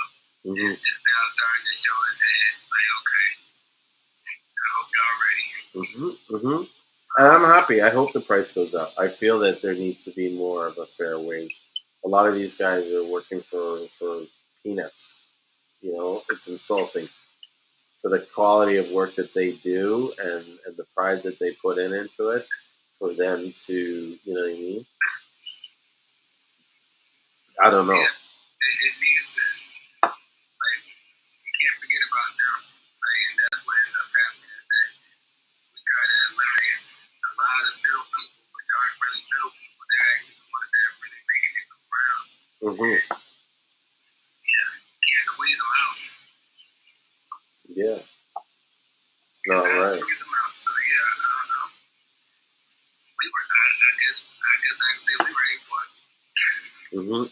Oh no, I'm fucking ready for it. I've made sure of it. Like, I have kind of arrangements already with people that are solid, and it's kind of like they're putting out extra just to make sure that we have it there, and we've kind of already discussed. But here's the thing: we've been paying them fair prices already. So as the prices go up, it's almost like everybody's going to come in line with what we're already paying. As they should. Yeah. So I'm happy. But I don't mind paying a little more because I know this: when we want it, we get it. You know what I mean? And that's all that matters. With your day one people, if they understand that if the price goes up, that this is what it is, and they stick with you. But the thing is, as long as you have it, because they'll recognize that a lot of people won't have it, and their business will go up. Like, business will start booming even more because they're gonna be one of the only ones that really have it. No, man. Momentum is key. Listen, I recently had this relationship with someone, and I hope they're watching this video because, you know what I mean, they'll see where, I'm watching where they made a mistake. And so where it was is like, we had this kind of arrangement. I won't get into the whole story, but at a certain point, we had a price set up, right? Everything was fine. Everything was moving fine. we were doing this, the move to Seamoss. The agreement that we originally had was to be like, I would only be open to giving him so much Seamoss on credit. He starts pushing that line of credit, and so I called him on it, and he wasn't happy with that, and so he was kind of like, well, you know what? I'm going to go and get my own arrangement. Figured he's going to go to the source. I fucking laugh when they say that. It's like, okay, go to the source. You know what I mean? So he comes back and is like, oh yeah, I found someone to do it for $850. You know what I mean? And it's like, okay, well, I already know there's only so many people that are willing to do that price. You know what I mean? Yeah. And so. And ones that I know that are willing to do that price are the ones that you don't want to deal with. Well, no, some of them are okay. I don't want to throw shit on them, but it's like, a lot of these people, the way their business is set up is differently on the way that we have ours set up. Ours runs like an almost well-oiled machine. We have everything lined up in place. So when you call me, I can almost snap my fingers and have a shipment out and in your hands in 2-3 days. But when you're down there, you have to deal with American Airlines, this and that, the timing of the flights. You've seen how all the shit that I've had to deal with. You know what I mean? Like even last week, the flight didn't even leave. Do you know? It's like, what the fuck? And so if you're not balanced with that, you're gonna have this problem. And so, he's trying to save a few bucks, but then he ends up having to pay all the shipping fees, which and the amount that he's shipping, which is like 100 pounds. It's like, I don't know if he did the math, but you know what I mean? He's paying the arm and the leg. Okay, so even if you got it for $850, it ended up being about 16 to 17 after it's all said and done. This is what I'm saying, and I was charging him, I think 17, and I was giving it to him on credit, and no headache at all, and I was shipping it to him, including shipping. People don't understand. Like my first time getting Seamoss, it was at, I forget what the price was, but I only got 50 pounds. Mm-hmm. And I tell you, like, cause he told me, he's like, that's really not. He really don't want to get 50. I'm like, no, I just need to get a sample. Mm-hmm. You know what I'm saying? So I was just looking at it as a sample. Like, if I wouldn't do, I would have got like 200 pounds. My sample would have been 200 pounds instead of 50 pounds. But I was like, let me just get a sample. Let me get 50 pounds just for a sample. And then I would start going to, but I didn't know about customs at the time. And so, first of all, it took me a week to get it out of customs. And then they were going to start charging me extra because, you only have a so amount of time to clear it. And then they started charging me per day. And so they actually were nice to me because they knew I didn't know what I was doing. Yeah, they felt sorry for you. Yeah, they were like, okay, you go get a customs. I think that's why I talked to you. I called Atlanta Customs Broker, and they actually set me up, and then I was able to get it. But like, it was one of those situations where I was like a fish out of water. I didn't know what I was doing. I went to the wrong spot like 2 or 3 times. Like really, because he sent American Airlines, so I actually went to American Airlines and I was like, yeah, I'm here to pick up. They're like, what? I'm like, I'm here to pick up 2 boxes. They're like, you're here to pick up 2 boxes of Seamoss. Like, we don't have Seamoss. Yeah. They're like, oh, you need to go over here to cargo. I'm like, oh. And I was, man, you know how long I was in. So I was in the airport for like, I'd say like 3 or 4 hours trying to figure out where I could get my Seamoss. And I realized I wasn't supposed to be in the airport. And so I ended up having to drive like another 15 minutes away to go to cargo. And once I get there, they were like, where are your custom papers at? They're like, custom papers? I'm like, custom papers? They're like, yeah, you have to get it cleared. I'm like, oh. So this was like on a Friday. So I'm calling to try to get everybody cleared. And I couldn't find anybody because Atlanta Custom Broker used to close at like 4 o'clock. Yeah. And so then I had to wait till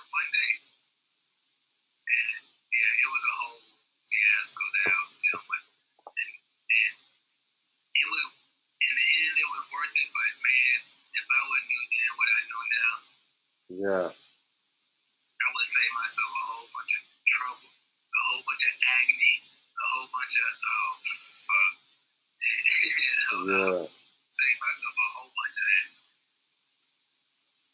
Lesson learned, you know. Lesson learned, like people don't understand. Like I really want to sit down and write a book on everything I've learned in the Seamoss industry, just from somebody that's from the States and not knowing what they're doing, and then coming into the Seamoss industry and what I learned in the last 2.5 years.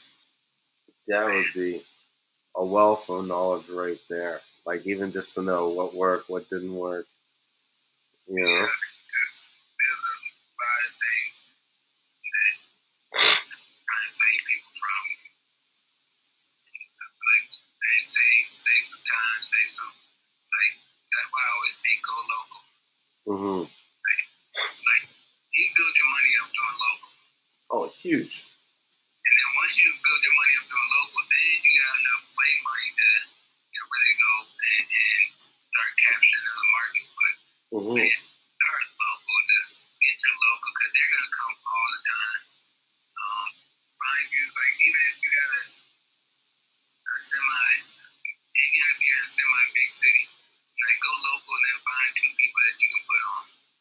So then you're selling on one side of town, you're selling on the other side of town, you may be in the middle. And so then you got a nice little setup going. So once you start to push your way out, then you already have this, you still have the city that you can still make money off of. So yeah, it's totally, like, yeah, there would be a whole bunch of stuff I would have did different. I think I probably would have sold gel or came up with some type of smoothie so I get that everyday local traffic.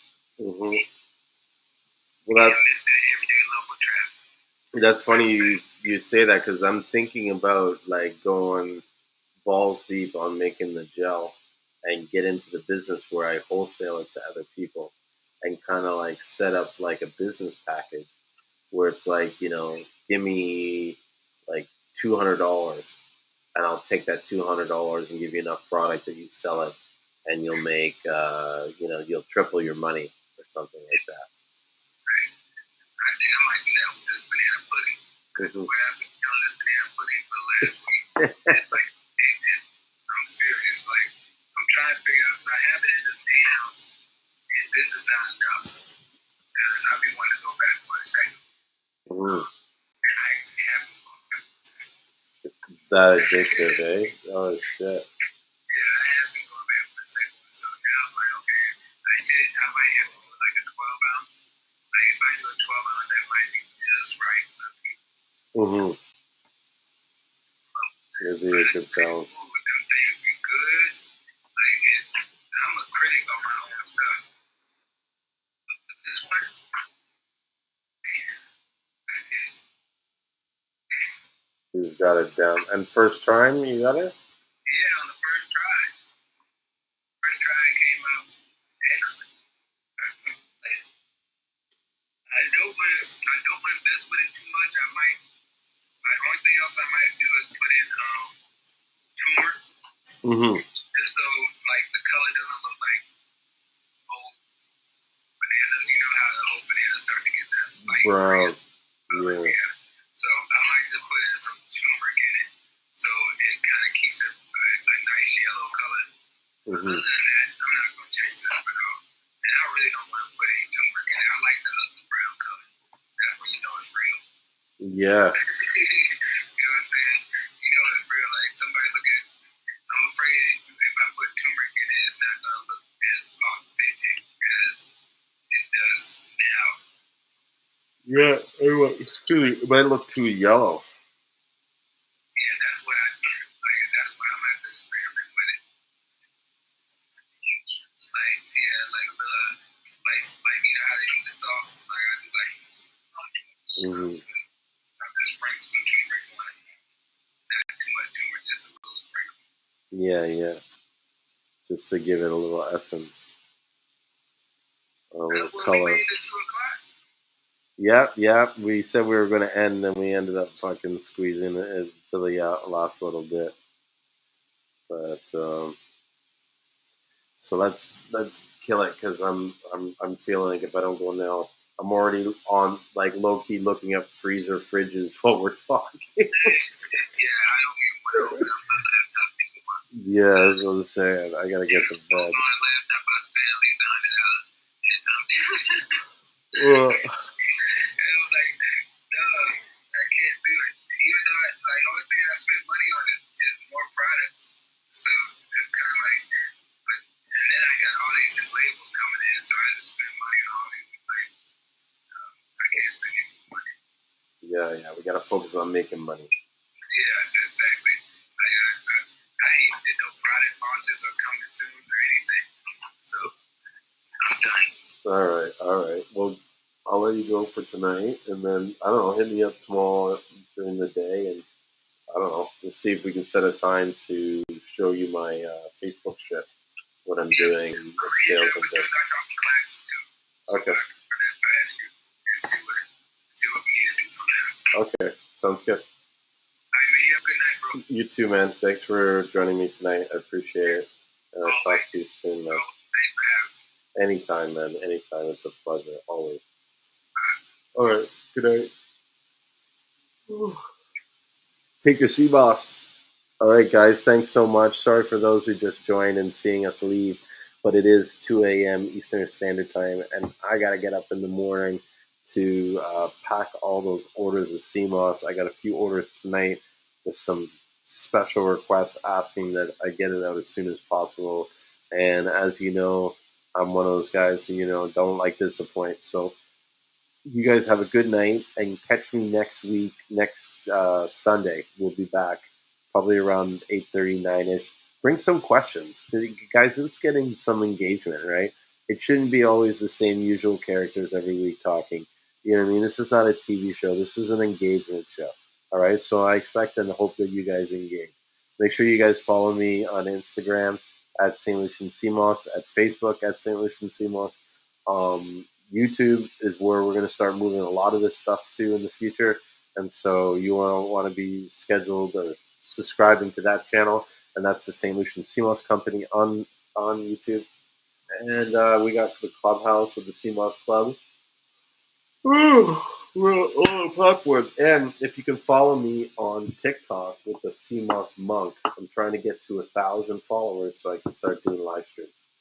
So until then, I will see you guys next Sunday. Make sure you guys take your Seamoss. Have a good day.